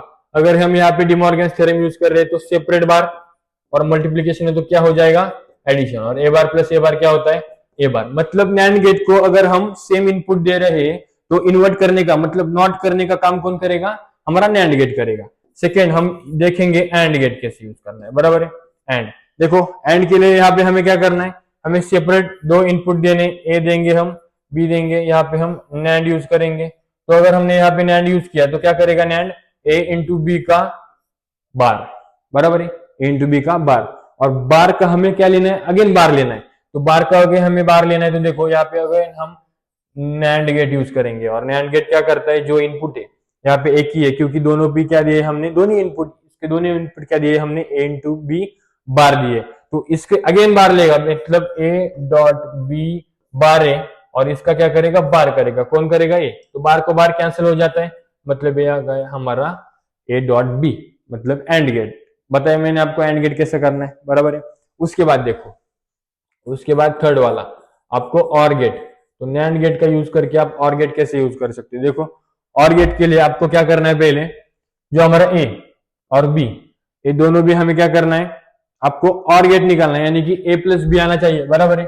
तो ए प्लस बी आने के लिए आपको क्या करना है, पहले ये जो है 2 इनपुट वो इन्वर्ट करने। देखो यहाँ पे हम क्या करेंगे, और बी इनपुट देंगे, तो यहाँ पे हम ए और बी सेपरेट देंगे। देखो यहाँ पे हमें पहले क्या करना है, ए और बी सेपरेट देना है। देखो यहाँ पे हम क्या दे रहे हैं, ए दे रहे हैं, समझो ए दिया हमने, यहाँ पे हमने सेम दिया बी। तो ये सेम इनपुट अगर दिया तो इसका क्या हो जाएगा, ए बार हो जाएगा और इसका क्या हो जाएगा, बी बार हो जाएगा, बराबर है। और ये दोनों हम किसको देंगे, अगेन नैंड गेट को देंगे। देखो नैंड गेट को दिया तो नैंड गेट क्या करेगा, ये दोनों का मल्टीप्लीकेशन करेगा, किसका, ए बार और बी बार का मल्टीप्लीकेशन करेगा और उसका क्या करेगा, बार करेगा। अगर हमारा इनपुट ए और बी होता तो यहाँ पे ए इंटू बी बार होता। हमारा इनपुट क्या है, ए बार और बी बार है, यहाँ पे ए बार डॉट बी बार का बार हो गया। समझ में आया। यहाँ पर अगर हमने डिमॉर्गन्स लॉ यूज कर दिया तो देखो यहाँ पे मल्टीप्लीकेशन है, अगर हमें सेपरेट बार निकालने को, ए बार है बी बार है, ए जो ऊपर वाला बार है अगर सेपरेट हो जाएगा मतलब बार सेपरेट हो गया और मल्टीप्लीकेशन का क्या हो जाएगा, एडिशन। और बार को बार कैंसिल होता है, आपको पता है। मतलब हमारा जो आउटपुट है ए प्लस बी, एक इसका इक्वेशन है और गेट का इक्वेशन है। मैंने आपको बताया कि यूजिंग नैंड गेट्स हम NOT gate, AND gate and OR gate कैसे डिजाइन कर सकते हैं। अगर आपको समझ में आए स्क्रीनशॉट लेने दीजिए, फास्ट स्क्रीनशॉट ले लीजिए। आगे देखो हम देखेंगे, आगे हम देखेंगे नॉर गेट से। देखो नॉर गेट से अगर हमें डिजाइन करना है, नॉर गेट से क्या मैंने बोला, अगर हमें नॉर गेट से ये सब डिजाइन करना है, क्या क्या डिजाइन करना है, हमें पहले नॉट गेट डिजाइन करना है। देखो नॉट गेट, तो हम यहाँ पे देखेंगे, यहाँ भी सिंपल है एकदम, सेम इनपुट देना है हमें, किसे, नॉर को। देखो ये हमारा और है, और को हम नॉट लगाएंगे। हम यहाँ पे इनपुट दे रहे समझो ए, बराबर है, और नॉर गेट क्या करता है, यहाँ पे एडिशन कर देता है, बराबर, एक एडिशन, और उसका बार ले लेगा। तो देखो यहाँ पे डिमॉर्गन्स थ्योरम अगर यूज करेंगे तो बार सेपरेट आ जाएगा, मतलब ए बार डॉट ए बार, और ए बार डॉट ए बार हमारा क्या होता है, ए बार। मतलब नॉर गेट को भी अगर हमने सेम इनपुट दिया, दोनों भी इनपुट क्या दिए, सेम दिए, तो यहाँ पर भी ए एज ए इन्वर्टर हमारा काम करेगा। दूसरा हम देखेंगे कि एज और गेट कैसे काम करेगा। देखो एज और गेट काम करने के लिए इसको सेम हम क्या करेंगे, पहला ए इनपुट देंगे, बी इनपुट देंगे। देखो इसको हमने दे दिया ए इनपुट, बी इनपुट, बराबर है। ए क्या करेगा, ए प्लस बी का होल बार करेगा, बराबर है। इसको अगेन हमें बार लेना है ना, क्योंकि बार बार क्या करना है, कैंसिल करेंगे तो ही हमारा आउटपुट में ए प्लस बी आ जाएगा। तो अगेन हम यहाँ पे क्या करेंगे, नॉर यूज करेंगे। नॉर क्या करता है हमें पता है, इन्वर्ट करने का काम करता है। तो ए प्लस बी बार जो था हमारा, नॉर गेट ने क्या किया, यहाँ पे अगेन एक बार ले लिया, बार को बार हो गया कैंसिल, तो है हम हमारे यहाँ पर आंसर क्या आ जाएगा, ए प्लस बी, जो कि किसका इक्वेशन है, और गेट का इक्वेशन है। तो मैंने यहाँ पर आपको नॉट गेट कैसे डिजाइन करना है बता दिया, और गेट कैसे डिजाइन करना है बता दिया। आपको जो नेक्स्ट वाला टास्क है आपके लिए वो थर्ड है, आपको एंड गेट डिजाइन करना है, बराबर है।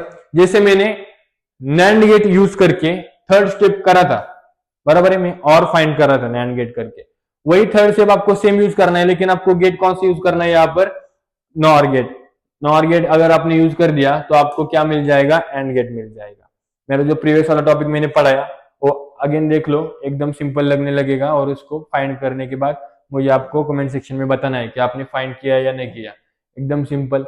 उसके बाद सबसे इंपॉर्टेंट क्वेश्चन आपको मैं हाफ एडर और फुल एडर, देखो हाफ एडर और फुल एडर में डिफरेंस क्या है, पहले मैं आपको हाफ एडर बता दूंगा। हाफ एडर क्या कर रहा है, तो यहाँ पे दो इनपुट ले रहा है, और एडर मतलब दो इनपुट की एडिशन करने का काम कौन कर रहा है, यहाँ पर हाफ एडर कर रहा है।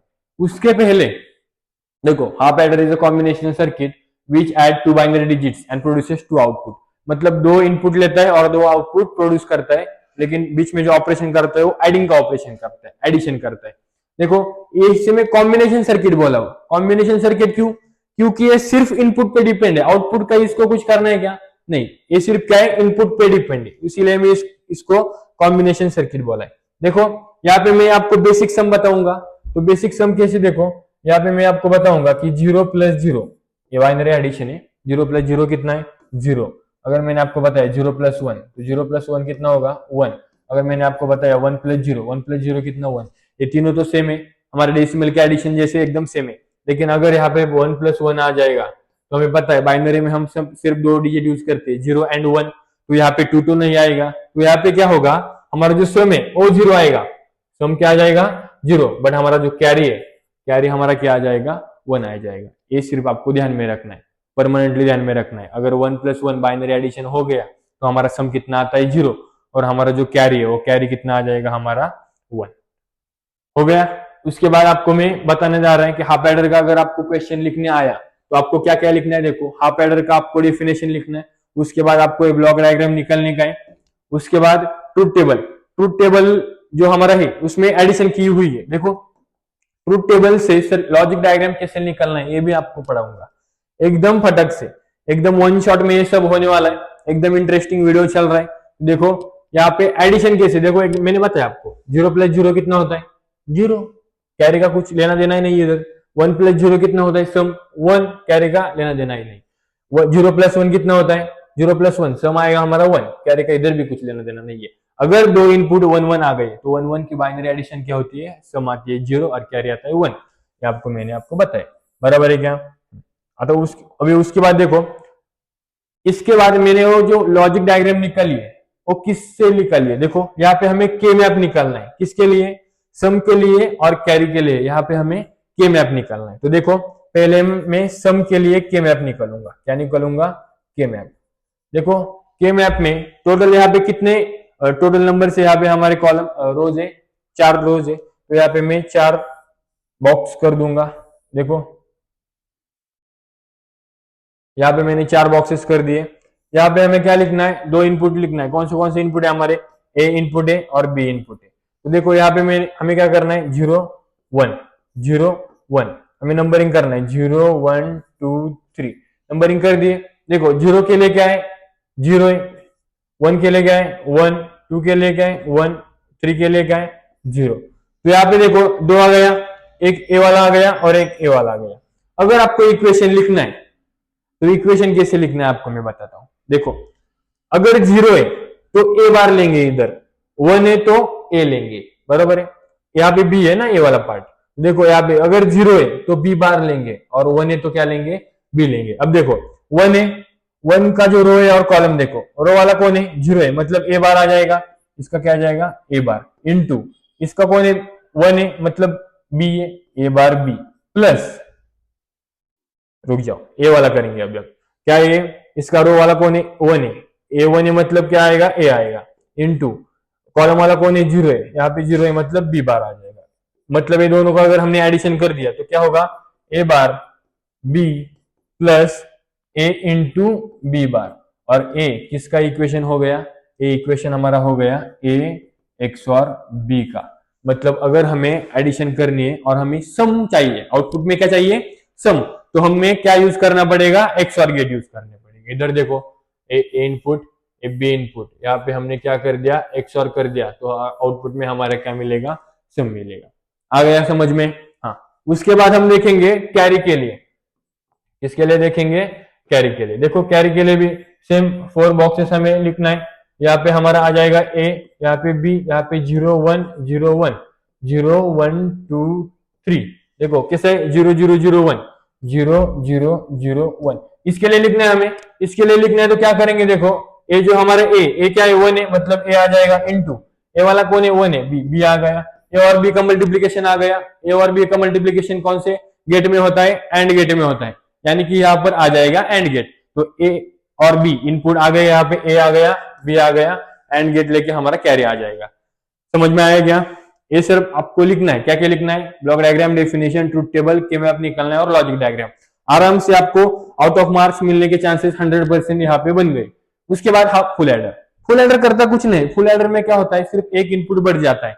हाफ एडर में 2 इनपुट 2 आउटपुट थे, यहाँ पे एक इनपुट बढ़ जाएगा, वो इनपुट कौन सा है हमारा सी इन, मतलब यहाँ पे टोटल कितने कॉम्बिनेशन है 3, तो 2:3 मतलब टोटल 8 कॉम्बिनेशन हमारे यहाँ पर होने वाले। डायरेक्ट कॉम्बिनेशन पे हम चलते, देखो एकदम सिंपल है, एकदम बकवास कॉन्सेप्ट है।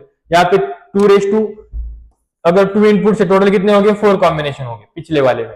यहाँ पे कितना है 2:3 है, मतलब टोटल कितने कॉम्बिनेशन हो गए, टोटल इनपुट कितने 3, तो 2:3 यानी कि हमारे यहाँ पे 8 कॉम्बिनेशन बनने वाले हैं। देखो 0 0 0 यहाँ पे हमने 8 कॉम्बिनेशन लिखे। 8 कॉम्बिनेशन कैसे लिखना है, देखो 4 बार 0 लिखना है, 4 बार 1, 4 का आधा कौन है 2, 2 बार 0 2 बार 1, 2 बार 0 2 बार 1, 2 का आधा कौन है 1, 1 0 1 1 1 0 1 1, ऐसा हमें करके चलना है। समझ में आया क्या। ज्यादा कुछ टेंशन लेने की बात नहीं है इधर पर, एकदम सिंपल कॉन्सेप्ट में आपको बता रहा हूँ। और इसके बाद आपको बताना है मेरे को कि सम और कैरी इसका जो लिखा है आउटपुट वो कैसे आ गया। देखो 0 + 0 कितना 0 और प्लस 0 0, सम 0 कैरी 0 बराबर है। 0 + 0 कितना 0 और 0 + 1 1, आ गए समझ में। कैरी का इधर भी कुछ लेना देना नहीं है। 0 + 1 1, 1 + 0 1 बराबर है, कैरी का इधर कुछ नहीं। 0 + 1 कितना 1 और 1 + 1, 1 + 1 कितना होता है 1 + 1 होता है सम 0 कैरी 1। ओके 1 + 0 कितना 1 और ये 1 + 0 सम 1 कैरी 0। यहाँ पे 1 + 0 कितना 1 और 1 + 1 कितना सम 0 कैरी 1, कैरी 1 होता है बराबर है ना। हाँ 1 + 1 कितना सम 0 कैरी 1 प्लस 0, मतलब सम 0 + 0 0 हो गया और कैरी कितना आ गया 1 आ गया। यहाँ पे 1 + 1 कितना हो गया, देखो सम 0 हो गया कैरी 1 हो गया बराबर है, और सम 0 + 1 मतलब सम भी 1 हो गया हमारा कैरी 1 हो गया। देखा गया एकदम सिंपल है, यहाँ पे मैंने आपको बता दिया है। अगर आपको इसका स्क्रीनशॉट निकालना है तो आप निकाल सकते हैं। उसके बाद मैं आपको बताने दूंगा कि ट्रूथ टेबल के हिसाब से हमें लॉजिक डायग्राम कैसे निकालने का है। तो देखो लॉजिक डायग्राम निकालने के लिए यहाँ पे मैं सम के लिए क्या निकालूंगा के मैप निकालूंगा, लेकिन यहाँ पे कितने रोज है टोटल 8 है, तो यहाँ पे 4 का के मैप नहीं चलेगा, यहाँ पे हमें 8 का के मैप निकालना पड़ेगा। तो देखो यहाँ पर हम निकालेंगे 8 के लिए के मैप, देखो 8 ओके। तो यहाँ पे हम 3 इनपुट है ए बी और सी इन बराबर है। बी और सी इन हमने यहाँ पर लिख लिए और ए हमने यहाँ पर लिख लिए। तो देखो ऐसा लिखना है 0 1 2 इधर नहीं लिखना है, लास्ट में लिखना है और सेकंड लास्ट में 3 लिखना है। 0 1 2 3 4 5 यहाँ पे नहीं, 6 7 ये ध्यान में रखना है।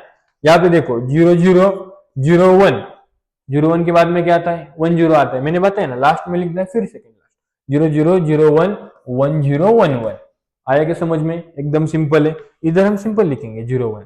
अब देखो यहाँ पे लिखना है 0 1 1 0 0 1 इधर नहीं 1 0, हाँ 1 0 0 1 1 0 0 1 आया समझ में? ये सब अकेले पड़ गए, देखो ये सब क्या अकेले पड़ गए। तो इसकी वजह से इसका अगर हमें इक्वेशन निकालना है तो इसका सम का इक्वेशन डायरेक्ट क्या आ जाएगा, देखो सम का इक्वेशन डायरेक्ट आ जाएगा a x और b x और c। एकदम सिंपल है। ए सम का इक्वेशन आपको ध्यान में रखना है। तो देखो a और b का क्या हो गया, x और हो गया। उसके बाद यहाँ पे आउटपुट क्या मिला, a x और b मिल गया। a x और b इसने एक इनपुट ले लिया और उसके बाद दूसरा इनपुट क्या लिया, c, बराबर है c इन। तो a x और b उसका x और हो रहा है किसके साथ, c इन के साथ। मतलब a x और b a वाला इसका x और किसके साथ हो रहा है, c इन के साथ। a आ गया हमारा आउटपुट, a हमें आउटपुट में चाहिए तो इसलिए यहाँ पे हमें इस x और के लिए एक x और लगाया और इस x और के लिए क्या लगाया, अगेन दूसरा x और लगाया है। देखो यहाँ पे हम कैरी के लिए फाइंड करेंगे। कैरी के लिए कैसे फाइंड करना है, कैरी के लिए फाइंड करने के लिए हम क्या करेंगे, अगेन यहाँ पे के मैप निकालेंगे, बराबर है के मैप। ओके यहाँ पे a आ गया, देखो यहाँ पे क्या आ जाएगा, कैरी। कैरी के लिए यहाँ पे हम सॉल्व करेंगे।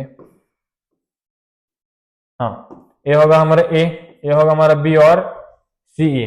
यहाँ पे कैसे लिखेंगे, 0 1 2 3 4 5 6 7 0 0 0 1 1 0 1 1, बराबर है।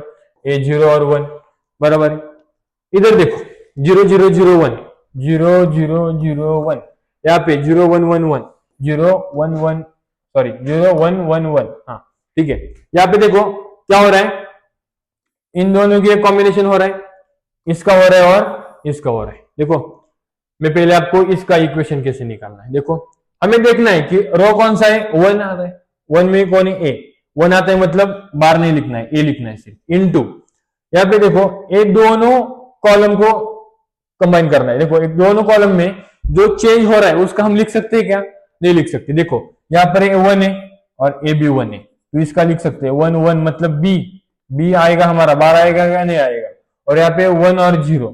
अब इस समय हमें समझ में नहीं आता है कि 1 लिखू या 0 लिखू, बराबर है ना, सी इन है ना, तो सी इन लिखू या सी इन बार लिखू, लिखना ही नहीं है। समझ में आया, क्या करना है हमें, लिखना ही नहीं है।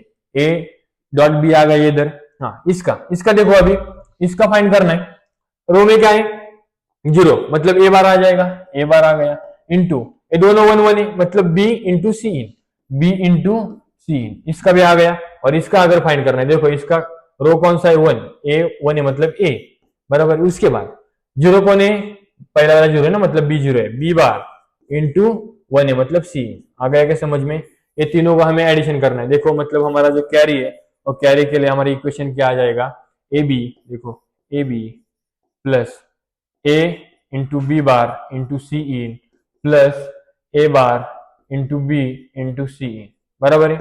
ए बी ऐसा ही रह जाएगा मेरा, प्लस यहाँ पे देखो यहाँ पर भी सी इन है, यहाँ पर भी सी इन है। अगर मैंने यहाँ पे सी इन अगर कॉमन निकाल दिया तो यहाँ पर क्या आएगा, A B bar plus A bar B और A B bar plus A bar B, मतलब कौन है हमारा एक्स और A into B plus A into B bar plus A bar into B, मतलब ये हमारा आ गया एक्स और एक्स और का मल्टीप्लीकेशन हमें सी इन के साथ करना है। देखो ए एक्स और बी हमें यहाँ पे मिल गया था तो हमने इसका मल्टीप्लीकेशन करना है हमें किसके साथ, सी इन के साथ। तो ये हमारा ए एक्स और बी, देखो ए एक्स और बी और एक कौन है हमारा सी इन, दोनों का हमने क्या कर दिया, एडिशन कर दिया। तो हमें ए मिलेगा यहाँ पे आउटपुट में, बराबर है क्या। और उसका हमें अगेन ए और बी का भी हमें मल्टीप्लीकेशन करना है। तो ए होगा हमारा ए होगा हमारा बी, इन दोनों का मल्टीप्लीकेशन करके हमें ए मिल जाएगा। और इसका हमें क्या करना है, एडिशन करना है। इसकी वजह से हमने यहाँ पे क्या यूज किया है, और गेट यूज किया है। हो गया एकदम simple, truth table, full adder, उसकी लॉजिक डायग्राम कैसे निकालनी है, हो गया। देखो देखो इसके बाद हम देखेंगे फ्लिप फ्लॉप। तो फ्लिप फ्लॉप क्या होता है? तो flip flop is sequential circuit which is use to store the one bit data. लेकिन इसको वन बिट डेटा स्टोर करने के लिए देखो यहाँ पे हम 4 फ्लिप फ्लॉप देखेंगे, S R, JK, D flip flop and T flip flop. इस सब फ्लिप फ्लॉप का हम ब्लॉक डायग्राम देखेंगे, डायग्राम एंड गेट यूज करके डायग्राम कैसे निकालने का है, और उसके हिसाब से हमें ट्रूथ टेबल कैसे निकालने का है। हर एक एसआर चारों फ्लिप फ्लॉप का मैं आपको सब एक्सप्लेनेशन बता दूंगा। लेकिन ये जो हर हमारा फ्लिप फ्लॉप है, इस फ्लिप फ्लॉप में हमें स्टोर करने के लिए जो ये निकाला है मैंने डायग्राम, इसको हम एसआर लैच बोलते हैं। तो पहले मैं आपको एसआर लैच पढ़ाऊंगा और उसके बाद मैं आपको फ्लिप फ्लॉप पढ़ाऊंगा। तो देखो एसआर लैच पढ़ने के लिए, एसआर लैच में होता क्या है देखो हमें पता होना चाहिए। तो एसआर लैच में हम टोटल 2 नैंड गेट्स यूज करते हैं। ये हो गया हमारा पहला वाला नैंड गेट, देखो ये हो गया हमारा सेकंड नैंड गेट, एकदम सिंपल है। यहाँ पे हमें हर नैंड गेट को हमें पता है 2-2 इनपुट होते हैं। तो ये हो गए हमारे 2-2 इनपुट। हमें क्या करना है, जो पहला इनपुट है और दूसरे के आउटपुट के साथ कनेक्ट करना है, और ए इसके आउटपुट के साथ कनेक्ट करना है। तो यहाँ पे एक इनपुट और एक इनपुट, हमारा इनपुट ए और इनपुट बी, और 2 आउटपुट हो जाएंगे क्यू और क्यू बार। देखो अगर आप ट्रूथ टेबल निकालेंगे तो ट्रूथ टेबल में क्या होगा, ए होगा, बी होगा, 0 0 0 1 1 0 एंड 1 1। और उसके बाद हम यहाँ पर देखेंगे सी, और हम यहाँ पे क्यू बोलेंगे। देखो क्यू हमारा क्या है, आउटपुट है। तो यहाँ पे हम आउटपुट देखेंगे। तो पहले हम 0 1 के लिए देखेंगे क्या हो रहा है। देखो इसके पहले हमें ये पता होना चाहिए कि नैंड गेट, हमें पता है कि नैंड गेट में क्या होता है, अगर 1 1 है तो आउटपुट क्या आ जाएगा, 0, अदरवाइज आउटपुट आ जाएगा 1। और हम ऐसे भी याद रख सकते हैं कि देखो नैंड गेट में अगर एक भी इनपुट 0 आ गया, अगर एक भी इनपुट 0 आ गया तो हमारा आउटपुट क्या आ जाएगा, 1 आ जाएगा। तो देखो यहाँ पर मैं क्या दे रहा हूं, 0 1 दे रहा हूं। देखो यहाँ पे मैं इनपुट दे रहा हूं 0 1, यहाँ पे एक भी इनपुट अगर 0 आया था आउटपुट क्या आ जाएगा हमारा 1। मतलब हमारा अगर Q1 आ गया तो Q का इनवर्ट Q बार होता है, तो Q बार हमारा क्या आ जाएगा, 0 आ जाएगा। मतलब अगर हमने इनपुट में 0 और 1 दिया है तो हमें आउटपुट में क्या मिलेगा, 1 मिलेगा। तो यहाँ पे मैं लिखूंगा आउटपुट में हमें क्या मिल गया, यहाँ पे 1 मिल गया। उसके बाद देखो अगर हम यहाँ पर इनपुट 1 0 देंगे, देखो 1 0, अगर मैं यहाँ पर इनपुट 1 और 0 दूंगा तो हमें पता है नैंड गेट में अगर एक भी 0 आएगा तो आउटपुट में क्या मिलेगा, 1 मिलेगा। तो आउटपुट में यहाँ पे 1 मिलेगा, यहाँ पे 0 मिलेगा। मतलब फाइनली अगर हमने इनपुट 1 0 दे गया तो यहाँ पे हमें आउटपुट में क्या मिलेगा, 0 मिलेगा। मैंने लिख लिया 0। ये हमारा आउटपुट का इनवर्ट है, लेकिन हमारा फाइनल आउटपुट कौन होगा, क्यू होगा। क्यू हमारा इधर क्या आ गया, 0 आ गया, 0। अगर मैंने यहाँ पे 1 1 लिख दिया, देखो अगर मैंने यहाँ पे 1 1 लिख लिया, यहाँ पे 1, और यहाँ पर मैं अगर मैंने 1 लिख लिया, देखो 1 और यहाँ पर भी 1, तो यहाँ पर भी 1 आ जाएगा। लेकिन यहाँ पे एक भी 0 नहीं है, तो हम इसमें आउटपुट प्रेडिक्ट नहीं कर सकते। तो इसके लिए देखो ये जो हमारा क्यू बार है, यानी कि यहाँ पे क्यू बार आ गया, यहाँ पे क्या आ गया, क्यू है, मतलब यहाँ पर क्यू आ गया। मैं पहले ए सॉल्व करके बताऊंगा आपको। देखो यहाँ पे 1 एंड क्यू बार है, बराबर है। नैंड गेट क्या करेगा, दोनों का मल्टीप्लीकेशन करेगा और उसका नॉट करेगा, दोनों का मल्टीप्लीकेशन करके उसका नॉट। अगर हमने यहाँ पर डिमॉर्गन्स थ्योरम अप्लाई कर दिया तो डिमॉर्गन्स थ्योरम क्या करेगा, सेपरेट बार लेगा, बराबर है। क्यू बार का भी क्या करेगा, बार लेगा, और अगर मल्टीप्लीकेशन होगा तो एडिशन कर देगा।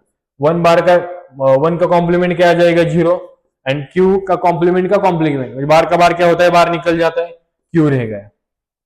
मतलब आउटपुट में क्या आएगा, क्यू आएगा। अगर हमने 1 नैंड क्यू बार अगर दिया, 2 इनपुट अगर उसको दिया, तो हमें आउटपुट में क्या मिलेगा, क्यू मिलेगा। मतलब पहले भी हमारे आउटपुट में क्या था, क्यू ही था, और अभी भी हमारे आउटपुट में क्या मिल रहा है, क्यू ही मिल रहा है। मतलब जो हमारा इनपुट है, मतलब जो हमारा प्रीवियस हमारे वेवफॉर्म है, सेम वेवफॉर्म हमें आउटपुट में मिलेंगे। मतलब यहाँ पे हम ऐसे बोल सकते हैं कि होल्ड है, बराबर है। मतलब अगर हमारा आउटपुट प्रीवियस आउटपुट 1 होगा तो हमें अगेन आउटपुट में क्या मिलेगा, 1 मिलेगा। अगर हमारा आउटपुट 0 था तो हमें अगेन आउटपुट में क्या मिलेगा, 0 ही मिलेगा, nothing more than that, okay. But अगर हम यहाँ पे 0 0 देंगे, देखो अगर हम यहाँ पे 0 0 देंगे तो हो क्या रहा है इधर, अगर हमने यहाँ पे 0 0 देंगे तो अगर यहाँ पे 0 दिया, यहाँ पर 0 दिया, तो पता है अगर नैंड गेट का एक भी इनपुट 0 है तो आउटपुट में क्या आएगा, 1 और 1। मुझे बताओ ये हमारा क्यू है, ये हमारा क्यू बार है, मतलब हमारा जो आउटपुट है, अगर यहाँ पे 0 आया तो यहाँ 1 आना चाहिए, बार है ना, यहाँ पर अगर 1 आया तो यहाँ 0 आना चाहिए, लेकिन दोनों भी क्या आ रहे, 1 आ रहे, मतलब इसमें कुछ तो प्रॉब्लम है। मतलब हम ऐसा बोल सकते हैं कि ये हो गया हमारा इनवैलिड। क्या हो गया? इनवैलिड। एकदम सिंपल है। देखो 1 1 होगा तो होल्ड होगा, जो आउटपुट है वही रहेगा, 0 0 है तो इनवैलिड होगा, और 0 1 और 1 0 के लिए क्या होगा? 1 और 0। 1 को हम सेट भी बोल सकते एंड 0 को हम रिसेट भी बोल सकते हैं। आपको अगर ये ट्रुथ टेबल सिंपल में समझ आया होगा तो अगला वाला मैं आपको जो बताने जा रहा हूँ एसआर फ्लिप फ्लॉप, तो एसआर फ्लिप फ्लॉप और ये सारे फ्लिप फ्लॉप एकदम इजी हो गए अपने लिए, क्योंकि अगर आपको ये समझ में आया तो देखो विदाउट टाइम पास हम डायरेक्ट स्टार्ट करेंगे ब्लॉक डायग्राम। ब्लॉक डायग्राम हमें पता है कि ब्लॉक डायग्राम में एसआर फ्लिप फ्लॉप में दो आउटपुट होते हैं, हमने देखा एक एक क्यू बार। उसके बाद क्या होता है? यस आर, दो इनपुट है, यहाँ पर इनपुट हम क्या दे रहे हैं उस पर डिपेंड है, 0 0 दे रहे, 0 1 दे रहे, बराबर है। और क्लॉक, कौन सा भी फ्लिप फ्लॉप आने दो, क्लॉक आना ही चाहिए, क्योंकि क्लॉक पर डिपेंड है, क्लॉक की फ्रीक्वेंसी पर डिपेंड है कि अपडेशन कब है, बराबर है। ये स्टोर कर रहा है, लेकिन 1 बिट स्टोर एक क्लॉक के लिए कर रहा है, तो इसकी वजह से हमारे यहाँ पे क्लॉक क्या है? इंपॉर्टेंट है। देखो अगर हमने यहाँ पे मैंने ट्रूथ टेबल निकाला है, तो ये सार इनपुट, अगर हमने क्लॉक की नहीं ट्रिगर किया, क्लॉक की नहीं ट्रिगर किया, आपको पता है कि पॉजिटिव क्लॉक और नेगेटिव क्लॉक होता है, बराबर है। 0 to 1 हो गया तो पॉजिटिव क्लॉक, बट ओके, उसका कुछ लेना देना नहीं है इधर। मतलब अगर इसमें हमने क्लॉक अगर नहीं दिया तो इनपुट कुछ भी हो, दोनों भी इनपुट कुछ भी हो, आउटपुट में चेंज आएगा क्या? नहीं आएगा, क्योंकि हमने क्लॉक ही नहीं दिया है, बराबर। इनपुट कुछ भी दो, लेकिन क्लॉक ही नहीं दिया तो चेंज हो जाएगा क्या? नहीं। उसके बाद अगर हमने क्लॉक ट्रिगर करना चालू कर दिया, क्या बोला मैंने? अगर हमने क्लॉक ट्रिगर करना चालू कर दिया तो क्या हो जाएगा? देखो अगर हमने इनपुट दिया 0 0, अगर हमने इनपुट दिया 0 0, देखो यहां पर अगर हमने इनपुट दिया 0 0, तो यहाँ पे इनपुट 0, यहाँ पे इनपुट 0। हमें पता है अगर हमने नैंड गेट का एक भी इनपुट 0 आएगा तो आउटपुट क्या आ जाएगा? 1। यहाँ पे आउटपुट क्या आ जाएगा? 1। देखो यहाँ पे 1 1 आ गया, और हमें पता है ये हमारा कौन है? एसआर लैच है, मैंने पता है आपको, बराबर है। एसआर लैच है, और एसआर लैच का अगर दोनों भी इनपुट 1 1 होगा तो हमें आउटपुट में क्या मिलता है? होल्ड मिलता है, बराबर है क्या? देखो यहाँ पर भी हमें 0 0 के क्या मिल गया? होल्ड मिल गया। अगेन उसके बाद हम देखेंगे, देखो उसके बाद अगर हमने इनपुट 0 1 दे दिया, क्या दे दिया? 0 1। तो अगर हमने इनपुट 0 1 दे दिया तो यहाँ पर क्या हो रहा है? अगर एक भी 0 है तो आउटपुट में 1 आएगा, नैंड गेट का प्रॉपर्टी है। और यहाँ पे क्या आएगा? ये क्लॉक मतलब 1 है, क्लॉक मतलब 1 है, 1 1, नैंड गेट में 1 1 क्या होता है? 0 होता है। मतलब यहाँ पे अगर 1 0 आया तो हमें पता है कि लैच में अगर हमने इनपुट 1 0 दिया है, अगर आपने स्क्रीनशॉट निकाला है और अगर आपने नोट्स निकाले तो उसमें देखो मैंने आपको ट्रूथ टेबल दिया था एसआर लैच का, उसमें देखो अगर इनपुट एसआर लैच का 1 0 है तो हमें आउटपुट में क्या मिलता है? अगर 1 0 है तो 0 मिलता है। एसआर लैच का इनपुट अगर 1 0 है तो हमें आउटपुट में मिलता है 0, यानी कि मैंने आपको बताया था रीसेट, बराबर है। उसके बाद देखो अगर मैंने 1 0 दे दिया, 1 0 दे दिया, और यहाँ पे क्या है? 1 1 है। देखो नैंड गेट का एक भी 0 तो 1 हो जाएगा, यहाँ पे 1 1, नैंड गेट में 1 1 क्या होता है? 0 होता है। और एसआर लैच का हमारा इनपुट क्या हो गया? 0 और 1। 0 1 अगर होगा तो हमारा एसआर लैच का आउटपुट क्या होगा? 1 होगा, बराबर है क्या? हाँ, एकदम सिंपल है। और मैंने ये भी बताया आपको अगर ये दोनों भी 1 1 हो गया, देखो यहाँ पे मैं ऐसे क्लीन कर दूंगा, अगर मैंने दोनों भी 0 0 दे दिया और ये 1 1 दे दिया, नैंड गेट का अगर एक भी इनपुट 0 है तो आउटपुट में 1 मिलेगा, 1 मिलेगा। और एसआर लैच में अगर दोनों भी इनपुट अगर 1 1 मिलेगा तो हमारा जो आउटपुट होता है वो क्या होता है? इनवैलिड होता है, बराबर है क्या? जो हमारा आउटपुट क्या आ जाएगा? इनवैलिड आ जाएगा, सॉरी। देखो यहाँ पर अगर हमने 1 1 दे दिए, 1 1 दे दिया तो 1 1 क्या होता है? 0 0 आ गया, और अगर हमारा आउटपुट अगर इनपुट एसआर लैच का 0 0 है तो ये क्या हो गया? इनवैलिड हो जाता है। आया क्या समझ में? एकदम बकवास कॉन्सेप्ट है एसआर फ्लिप फ्लॉप का। एसआर फ्लिप फ्लॉप का अगर आपको ये नैंड गेट्स वाली डायग्राम अगर पता चल गई और नैंड गेट्स वाली डायग्राम अगर आपको याद है, आपने अगर इसकी प्रैक्टिस की, तो आगे वाले जो सारे के सारे फ्लिप फ्लॉप है उसके डायग्राम आप फटाक से निकल सकते हैं। हम जो जेके वाले फ्लिप फ्लॉप के डायग्राम निकलने वाले हैं, देखो आगे होती नहीं है डायग्राम, हाँ ये डायग्राम हम खुद से निकालने वाले हैं। तो देखो यहाँ पे ये डायग्राम देख लो, इसमें सब सिर्फ हमें दो चेंजेस करने, अगर दो चेंजेस हमने इसमें कर दिए तो हमें फ्लिप फ्लॉप वाली जेके फ्लिप फ्लॉप वाली डायग्राम मिल जाएगी। देखो जेके फ्लिप फ्लॉप बनाई क्यों गया है, यहाँ पे हमें 1-1 के लिए क्या आ रहा है इनवैलिड, तो इनवैलिड निकालने के लिए और यहाँ पे दूसरा आउटपुट लाने के लिए हमने क्या किया है, नया फ्लिप फ्लॉप डिजाइन किया है, उसे हम क्या बोलेंगे, जेके फ्लिप फ्लॉप। देखो यहाँ पे जेके फ्लिप फ्लॉप में आपको पढ़ाऊंगा अभी। जेके फ्लिप फ्लॉप को सेम 2 इनपुट 1 क्लॉक 2 आउटपुट, एकदम सिंपल है। यहाँ पे अगर हम यहाँ पर भी अगर ट्रिगर नहीं करेंगे तो चेंज होगा क्या, आउटपुट में कुछ भी नहीं होगा। देखो मैं पहले यहाँ पर एसआर फ्लिप फ्लॉप के नैंड गेट की डायग्राम निकालूंगा। देखो एसआर फ्लिप फ्लॉप की डायग्राम कैसी थी, यहाँ पे नैंड गेट था एक, बराबर है, यहाँ पर एक नैंड गेट था, ये दोनों नैंड गेट को हमने पहले क्लॉक दिया, बराबर, यहाँ पर क्लॉक, यहाँ पर क्लॉक, यहाँ पर एक इनपुट, यहाँ पर एक इनपुट, बराबर है। ये जो इनपुट है एक किसको दिया हमने, एसआर लैच को दिया। यहाँ पर हम पहले एसआर लैच निकालते, एसआर लैच निकालना है हमारे यहाँ पर। देखो एकदम सिंपल है, एसआर लैच का क्या होता है, यहाँ ये जो इनपुट है वो इसका आउटपुट है, और ये जो इनपुट है वो इसका आउटपुट है, और ये जो इनपुट है वो हम डायरेक्ट कनेक्ट करेंगे, बराबर है। ये होया हमारा एसआर लैच। आउटपुट में हमें क्या मिलेगा, यहाँ पे हमें मिलेगा क्यू, यहाँ पे हमें मिलेगा क्यू बार, बराबर है क्या, एकदम सिंपल है। ये हो गया हमारा एसआर का। अब जेके में हमें करना क्या है, देखो अगर हमें जेके की डायग्राम निकालनी है तो हमें यहाँ पे इसका सेकेंड वाला जो इनपुट है आउटपुट है वो एज इट इज लेना है, देखो इधर, और यहाँ पे हमें कनेक्ट करना है। मतलब यहाँ पर कितने इनपुट हो गए, 3, और यहाँ पे क्या करना है, इसका आउटपुट लेना है और इसको देना है, मतलब यहाँ पर भी कितने हो गए, 3 हो गए, बराबर है। समझ में आएगा क्या किया है मैंने, सिर्फ 2 चेंज, ये इधर कनेक्ट करना है और ये जो क्यू है वो यहाँ पर कनेक्ट करना है। एक वन है हमारा क्यू बार है, एक वन है हमारा क्यू है, सॉरी, एक वन है हमारा, देखो क्यू है हमारा, ये क्यू। अब देखो केस 1 में अगर मेरा क्यू 0 ले लिया, मैंने कितना ले लिया, 0। अगर मैंने क्यू 0 ले लिया मतलब क्यू बार कितना आ गया, 1 आ गया। देखो क्यू 0 ले लिया मतलब यहाँ पे मेरा क्यू 0 आ गया, बराबर है। अगर क्यू 0 आया मतलब क्यू बार कितना आ गया, 1 आ गया, मतलब यहाँ पे मेरा क्लॉक भी 1 है, बराबर है। और अगर मैंने यहाँ पे 0 ले लिया तो देखो यहाँ पर 0 मतलब A1 हो जाएगा। अगर यहाँ पर मेरा अगर कोई भी 0 हो जाएगा, देखो अगर इस पर डिपेंड नहीं करता है, लेकिन अगर हम देख किस लिए 1-1 के लिए देख रहे हैं तो मेरा देखो ये जो इनपुट है वो 1 है, यहाँ पर ए भी इनपुट 1 है, क्योंकि ये तीनों के लिए जैसा हमारा एसआर फ्लिप फ्लॉप के जैसे काम कर रहा था वैसे ही काम करेगा, लेकिन चेंज कहां पर है, यहाँ पर है। ट्रुथ टेबल भी होल ट्रुथ टेबल सेम है, सिर्फ चेंज कहां पर है, यहाँ पर है। यहाँ पर इनवैलिड था, यहाँ पर टॉगल आ रहा है। कैसे, देखो यहाँ पर इनपुट क्या है, 1-1, क्लॉक क्या है, 1-1, रह गया क्यू और क्यू बार, क्यू हमने 0 और यहाँ पर क्यू बार क्या आ जाएगा, ऑटोमेटिक 1 आ जाएगा। देखो अगर एक भी इनपुट 0 है तो आउटपुट क्या आएगा, 1, और तीनों के इनपुट 1 है, अगर सब इनपुट 1 है तो आउटपुट क्या आता है नैंड गेट का, 0, बराबर है। और देखो यहाँ पर अगर यहाँ पर 0 और 1 आ रहा है, अगर यहाँ पर 0 और 1 आ रहा है तो हमारे जो आउटपुट है, हमारा क्या है, आउटपुट अगर 0-1 होगा तो हमें आउटपुट में क्या मिलता है, 0 मिलता है, बराबर है। मतलब देखो हम यहाँ पे 0 मिलेगा, यहाँ पर 1 मिलेगा, मतलब क्या हो रहा है, यहाँ पर टॉगल होने की कोशिश हो रही है। यहाँ पर अगर 0 सॉरी यहाँ पर 1-0 हो जाएगा, देखो, हाँ बराबर ना। एसआर लैच का इनपुट अगर 0-1 है तो हमें आउटपुट में क्या मिलेगा, हमें 0-1 होगा तो आउटपुट में मिलेगा 1-0।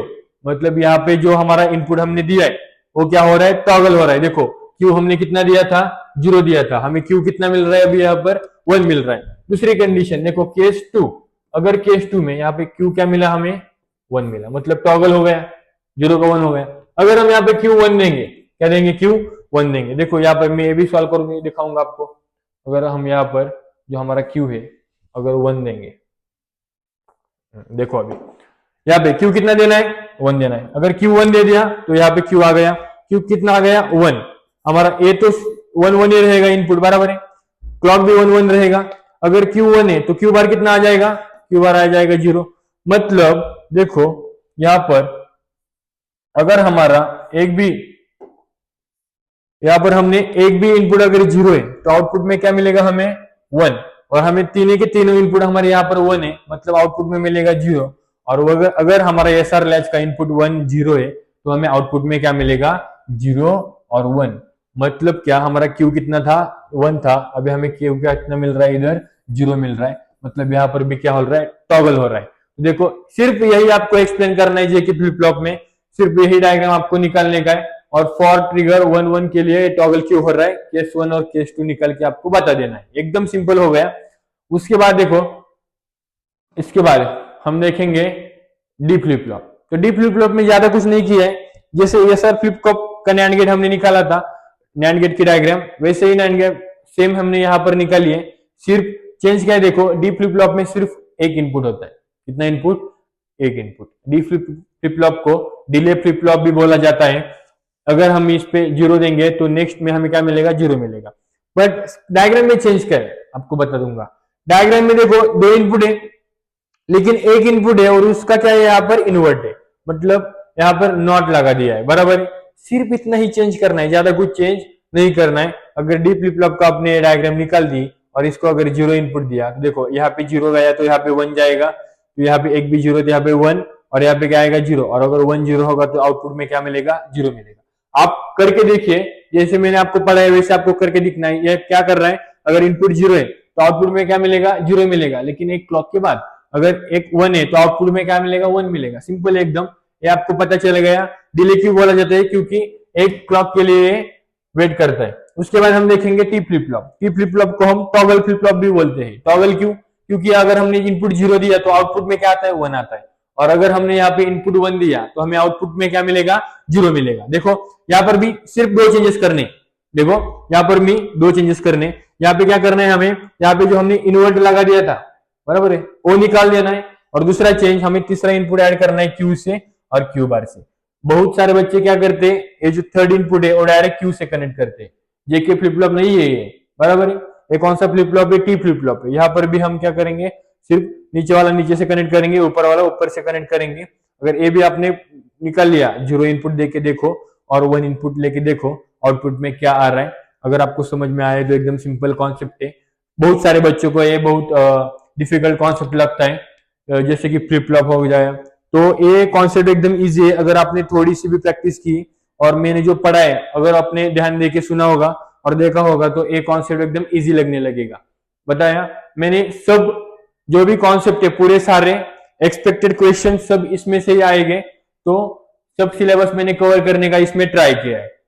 उसके बाद हम देखेंगे माइक्रो प्रोसेसर। तो देखो micro processor is a central processing unit of a computer built on a single chip. मतलब सिंगल चिप हम जो प्रोसेसर बोलते हैं ना, बराबर, सीपीयू वगैरह, सेंट्रल प्रोसेसिंग यूनिट। तो वो जो सिंगल चिप में जो भी डिजाइन किया हुआ होता है उसे हम माइक्रो प्रोसेसर बोलते हैं। It performs all arithmetic and logic operations and control the flow of instruction in system. मतलब ऐसे बोल सकते हैं कि जो हमारा सिस्टम का ब्रेन है, बराबर, सीपीयू, तो हमारा ब्रेन क्या कर रहा है, सब एएलयू मतलब arithmetic and logical operations. Arithmetic operations मतलब एडिशन, सब्ट्रैक्शन, मल्टीप्लिकेशन, बराबर है। और लॉजिकल ऑपरेशंस मींस नॉट करना है, एंड करना है, और करना है, एक्सऑर करना है, नैंड करना है। ये सब लॉजिकल ऑपरेशंस करने का काम कौन करता है, हमारा एएलयू करता है। एएलयू किसमें होता है, माइक्रो प्रोसेसर में होता है, मतलब माइक्रो प्रोसेसर ही करता है, बराबर है। इट डजंट हैव मेमोरी, इसमें मेमोरी नहीं होती है। देखो इनपुट आउटपुट पोर्ट्स नहीं होते हैं, टाइमर्स नहीं होते, माइक्रो प्रोसेसर में ये सब कुछ नहीं होता है। और इसको अगर हमें मेमोरी लगानी है, जैसे कि रैम मेमोरी हो गई, रोम मेमोरी हो गई और इनपुट आउटपुट डिवाइसेस हो गए, इसमें नहीं है, तो हमें क्या करना पड़ेगा, आउटपुट एक्सटर्नल लगाना पड़ेगा माइक्रो प्रोसेसर को। तो इसलिए हमें यही सब एक्सटर्नल लगाना पड़ता है। माइक्रो प्रोसेसर का आपको ये सब लिखना है। उसके बाद मैंने यहाँ पर माइक्रो प्रोसेसर की डायग्राम निकाली है, एकदम सिंपल डायग्राम है, यही आपको एग्जाम में लिखनी है। ये डायग्राम भी अगर आप एग्जाम में लिख के आओगे तो भी आपको आउट ऑफ मार्क्स मिलेंगे। देखो माइक्रो प्रोसेसर में मेनली 3 चीजें होती है। एक होता है एएलयू, दूसरा होता है कंट्रोल यूनिट, तीसरा होता है रजिस्टर आरए। देखो ये तीनों का एक्सप्लेनेशन मैं आगे पढ़ाऊंगा, लेकिन माइक्रो प्रोसेसर में जो एएलयू है उसका काम मैंने आपको बता दिया है। देखो एएलयू क्या करता है, it performs all arithmetic and logical operations like addition, subtraction, logical operations like AND OR NOT, बराबर है। उसके बाद कंट्रोल यूनिट, तो कंट्रोल यूनिट क्या करता है, देखो आपने देखा कि ये जो फ्लिप फ्लॉप वगैरह है ये सब हम किस में यूज करते हैं, चिप बनाने में हमें माइक्रो प्रोसेसर में यूज करना पड़ता है। और माइक्रो प्रोसेसर जो भी वर्क करता है वो टाइमर और काउंटर पे यूज वर्क करता है। तो उसकी फ्रीक्वेंसी क्या होगी, उसका बॉड रेट क्या होगा, इस सब डिफाइन करने के लिए, ये सब कंट्रोल करने के लिए काम कौन करेगा, कंट्रोल यूनिट करेगा, बराबर है। कितने समय के बाद क्लॉक भेजना है, ये सब टाइमर का काम है, और टाइमर को कंट्रोल करने का काम कौन करता है? कंट्रोल यूनिट करता है। उसके बाद रजिस्टर अरे, रजिस्टर अरे मतलब it is use to store the data, मतलब डेटा स्टोर करने के लिए हम यूज करते हैं, बराबर है, इसका रजिस्टर बोलते हैं, बराबर। हमें अगर 8 बिट डेटा स्टोर करना है, 4 बिट करना है, 1 बिट करना है, ये डेटा स्टोर करने के लिए हम रजिस्टर यूज करते हैं। और अगर ग्रुप ऑफ रजिस्टर हम ये यूज करते हैं तो उसे हम क्या बोलते हैं? रजिस्टर एरे बोलते हैं। उसके बाद माइक्रो प्रोसेसर, अभी कौन से माइक्रो प्रोसेसर अवेलेबल है? देखो 8 बिट माइक्रो प्रोसेसर है, 16, 32 bit, 64 bit microprocessor are available now. मतलब 8 बिट माइक्रो प्रोसेसर क्या होता है? जो भी इसका इंस्ट्रक्शन है वो सब, वो जो डिस्कस करता है ना माइक्रो प्रोसेसर, उसकी लैंग्वेज में उसे हम असेंबली लैंग्वेज बोलते हैं, बराबर है। तो ये जो सब इंस्ट्रक्शन वगैरह, डेटा फेचिंग, डिकोडिंग, ये सब चलता है वो 8 बिट में चलता है, तो इसीलिए उसे 8 बिट, 16 बिट ऐसा नाम दिया है। सीरियल बस मतलब क्या? ये जो हमारा मेमोरी से डेटा लेना है, एड्रेस लेना है, मेमोरी को डेटा देना है, बराबर है, इनपुट आउटपुट से कम्युनिकेट करना है, तो ये सब करने के लिए हमें सीरियल बस लगता है। सीरियल बस, उस पर हम डेटा छोड़ देते हैं, कोई भी डेटा वो ले सकता है, तो इसीलिए डेटा ट्रांसफर करने के लिए सीरियल बस यूज करते हैं। एप्लीकेशन क्या है? देखो कंप्यूटर में हम सीपीयू, माइक्रो प्रोसेसर यूज करते हैं। उसके बाद माइक्रो कंट्रोलर एक कॉन्सेप्ट है, आगे जाके मैं आपको पढ़ाऊंगा। तो माइक्रो कंट्रोलर का भी ब्रेन होता है, कौन? ब्रेन होता है माइक्रो प्रोसेसर। ये सब मैंने आपको माइक्रो प्रोसेसर का बता दिया। अगर कोई भी क्वेश्चन माइक्रो प्रोसेसर पे पूछ ले तो आप लिख सकते हैं। उसके बाद देखो microcontroller. Microcontroller is a small electronic chip that act as a mini computer. ये भी एकदम स्मॉलेस्ट चिप होती है जिसमें माइक्रो प्रोसेसर होता है। माइक्रो कंट्रोलर का ब्रेन उसे माइक्रो प्रोसेसर को कहा जाता है। देखो इट हैज सीपीयू, मतलब प्रोसेसर उसमें है, बट उसमें मेमोरी भी होगी और इनपुट आउटपुट पोर्ट्स भी होंगे। आपने बताया कि input output ports and memory हमें एक्सटर्नल लगाना पड़ता है। किसको? प्रोसेसर को। अगर हमने प्रोसेसर को एक्सटर्नल मेमोरी और इनपुट आउटपुट पोर्ट्स लगा दिए तो वो क्या हो जाएगा? माइक्रो कंट्रोलर बन जाएगा। देखो यहाँ पे हम देखेंगे कि माइक्रो प्रोसेसर को अगर हमने इनपुट आउटपुट डिवाइसेस और memory, that is RAM memory और रोम मेमोरी, अगर हमने यूज कर दिए, और जो भी एक्स्ट्रा पेरिफेरल डिवाइसेस लगते हैं जैसे कि एडीसी, डीएसी और टाइमर्स, मैंने आपको बताया, ये सब अगर हमने माइक्रो प्रोसेसर को एक्सटर्नल कनेक्ट कर दिए तो ये सब हमारा चिप होने वाला है, उसे हम क्या बोलेंगे? माइक्रो कंट्रोलर बोलेंगे। देखो माइक्रो कंट्रोलर में इनपुट आउटपुट डिवाइसेस क्या करता है? इनपुट आउटपुट डिवाइसेस जो हमारा, देखो माइक्रो कंट्रोलर को सेंसर कनेक्ट किया है, बराबर है, तो सेंसर से इनपुट लेने का, अगर हमने माइक्रो कंट्रोलर को डिस्प्ले कनेक्ट किया है तो डिस्प्ले को आउटपुट देने का, ये सब हमारे इनपुट आउटपुट डिवाइसेस है। तो इनपुट डिवाइसेस कनेक्ट करने के लिए हम माइक्रो कंट्रोलर में इनपुट आउटपुट डिवाइसेस यूज करते हैं। उसके बाद माइक्रो प्रोसेसर, मैंने बताया आपको, जो जैसा मैंने उस उधर लिखा है माइक्रो प्रोसेसर का सब आप यहाँ पे लिख सकते हैं। उसके बाद मेमोरी यूनिट, हमें पता है मेमोरी यूनिट क्या करता है? डेटा एंड इंस्ट्रक्शन, जो भी हम वहां पे इंस्ट्रक्शन दे रहे हैं माइक्रो कंट्रोलर को, वो इंस्ट्रक्शन एंड डेटा स्टोर करने का काम कौन करता है? मेमोरी करता है। मेमोरी के भी टोटल मेन 2 टाइप्स है, रैम मेमोरी और ROM memory. RAM memory means random access memory, मतलब टेम्पररी मेमोरी, और ROM memory means read only memory. मतलब अगर रोम मेमोरी में आपने कुछ भी स्टोर कर दिया तो सिर्फ आप रीड कर सकते हैं, उसके बाद आप कुछ राइट कर सकते हैं क्या? नहीं, लेकिन इसमें आप रीड भी कर सकते हो, राइट भी कर सकते हैं, इसलिए इसे टेम्पररी मेमोरी कहा है और इसे परमानेंट मेमोरी कहा है। इतना ही बस हो गया। उसके बाद हम देखेंगे difference between micro processor and micro controller. मैंने बताया it is a CPU of general purpose computer, it is micro controller itself, बराबर है। उसके बाद memory and input output devices इसे एक्सटर्नल कनेक्ट करना पड़ता है, इसको एक्सटर्नल कनेक्ट करना पड़ता है क्या? नहीं पड़ता है। उसके बाद सेम मेमोरी होता है। इसमें जो माइक्रो प्रोसेसर है उसमें mainly most of the cases on human architecture use होता है, और ऑन ह्यूमन आर्किटेक्चर आप आगे जाके पढ़ेंगे, लेकिन आपको सिंपल वर्ड बताऊंगा। ऑन ह्यूमन आर्किटेक्चर में क्या होता है? जो हमारा program memory and data memory है, देखो डिफरेंट डिफरेंट मेमोरी होती है। प्रोग्राम मेमोरी में स्टोर होता है, डेटा मेमोरी में स्टोर होता है। तो इसमें जो प्रोग्राम मेमोरी और डेटा मेमोरी है वो सेम होती है, कंबाइन होती है। लेकिन जो हार्वर्ड है, हार्वर्ड में क्या होता है? मेमोरी, जो हमारी प्रोग्राम मेमोरी और डेटा मेमोरी वो क्या होती है? डिफरेंट होती है, सेपरेट होती है। इसमें जो रजिस्टर है वो कम लगते हैं, माइक्रो कंट्रोलर में रजिस्टर हमारे ज्यादा लगते हैं। माइक्रो प्रोसेसर की कॉस्ट जरा हाई है, उसके हिसाब से माइक्रो कंट्रोलर की कॉस्ट कम है। उसके बाद मेनी इंस्ट्रक्शंस आर नीडेड, यहाँ पे थोड़े इंस्ट्रक्शन लगते हैं, बराबर है। और एप्लीकेशन आपने सुना होगा इंटेल 8085, 8086 इज प्रोसेसर। और फर्स्ट ईयर में अगर आपने थोड़ा भी माइक्रो कंट्रोलर देखा है, अगर आर्डिनो देखा है, 8051 देखा है, तो ये क्या होगा? हमारा माइक्रो कंट्रोलर होगा। Arduino is a famous micro controller, क्योंकि सब लोग क्या करते हैं? बेसिक लेवल पे आर्डिनो सीखने की ट्राई करते हैं। उसके बाद हम देखेंगे digital IC design flow. Digital IC design करने का फ्लो क्या होता है? तो टोटल इसमें 11 स्टेप्स हो गए। देखो पहले हम क्या करेंगे? स्पेसिफिकेशंस बताएंगे। स्पेसिफिकेशंस मतलब क्या, अगर हमें फंक्शनलिटी क्या चाहिए, परफॉर्मेंस क्या चाहिए, हमें एरिया और पावर रिक्वायरमेंट्स क्या है, तो ये सब डिफाइन करेंगे। उसके बाद आरटीएल डिजाइन करेंगे, मतलब क्या करेंगे, तो हमारा जो भी सर्किट है, सर्किट का बिहेवियर है, वो हार्डवेयर डिस्क्रिप्शन लैंग्वेज यूज करके हम क्या करेंगे, डिजाइन करेंगे। और कौन सी हार्डवेयर डिस्क्रिप्शन लैंग्वेज यूज करेंगे, तो वेरीलॉग हार्डवेयर डिस्क्रिप्शन लैंग्वेज हम यहाँ पर यूज कर सकते हैं। उसके बाद फंक्शनल वेरिफिकेशन, मतलब जो भी हमने सर्किट का बिहेवियर डिस्क्राइब किया है with the help of VHDL, तो इसका टेस्ट करेंगे बट विदाउट हार्डवेयर। हार्डवेयर लेके टेस्ट करेंगे क्या, नहीं, जो भी हमें कंप्यूटर पे जो भी लैंग्वेज यूज करके डिजाइन किया है वो सर्किट को सिमुलेशन करेंगे और एक करेक्ट वर्क कर रहा है कि नहीं वो सब देखेंगे। आफ्टर सिमुलेशन करेक्टनेस हम सिंथेसिस करेंगे, मतलब क्या करेंगे, जो हमारा कोड है जो करेक्ट चल रहा है उस कोड को हम कन्वर्ट करेंगे गेट लेवल कंटेनिंग, मतलब जिस लॉजिक गेट्स में कन्वर्ट करेंगे, जो भी हमने कंप्यूटर पे लैंग्वेज में डिजाइन किया है वो लॉजिक गेट में क्या करेंगे, कन्वर्ट करेंगे। उसके बाद फोर प्लानिंग।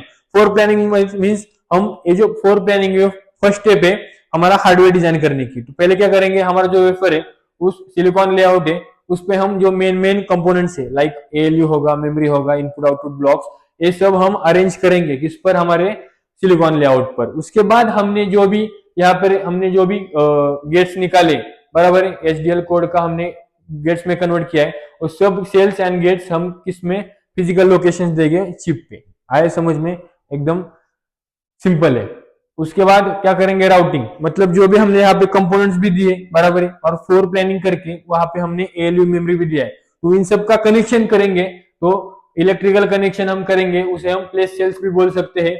और this step complete the physical layout. Physical layout हमारा कंप्लीट हो गया।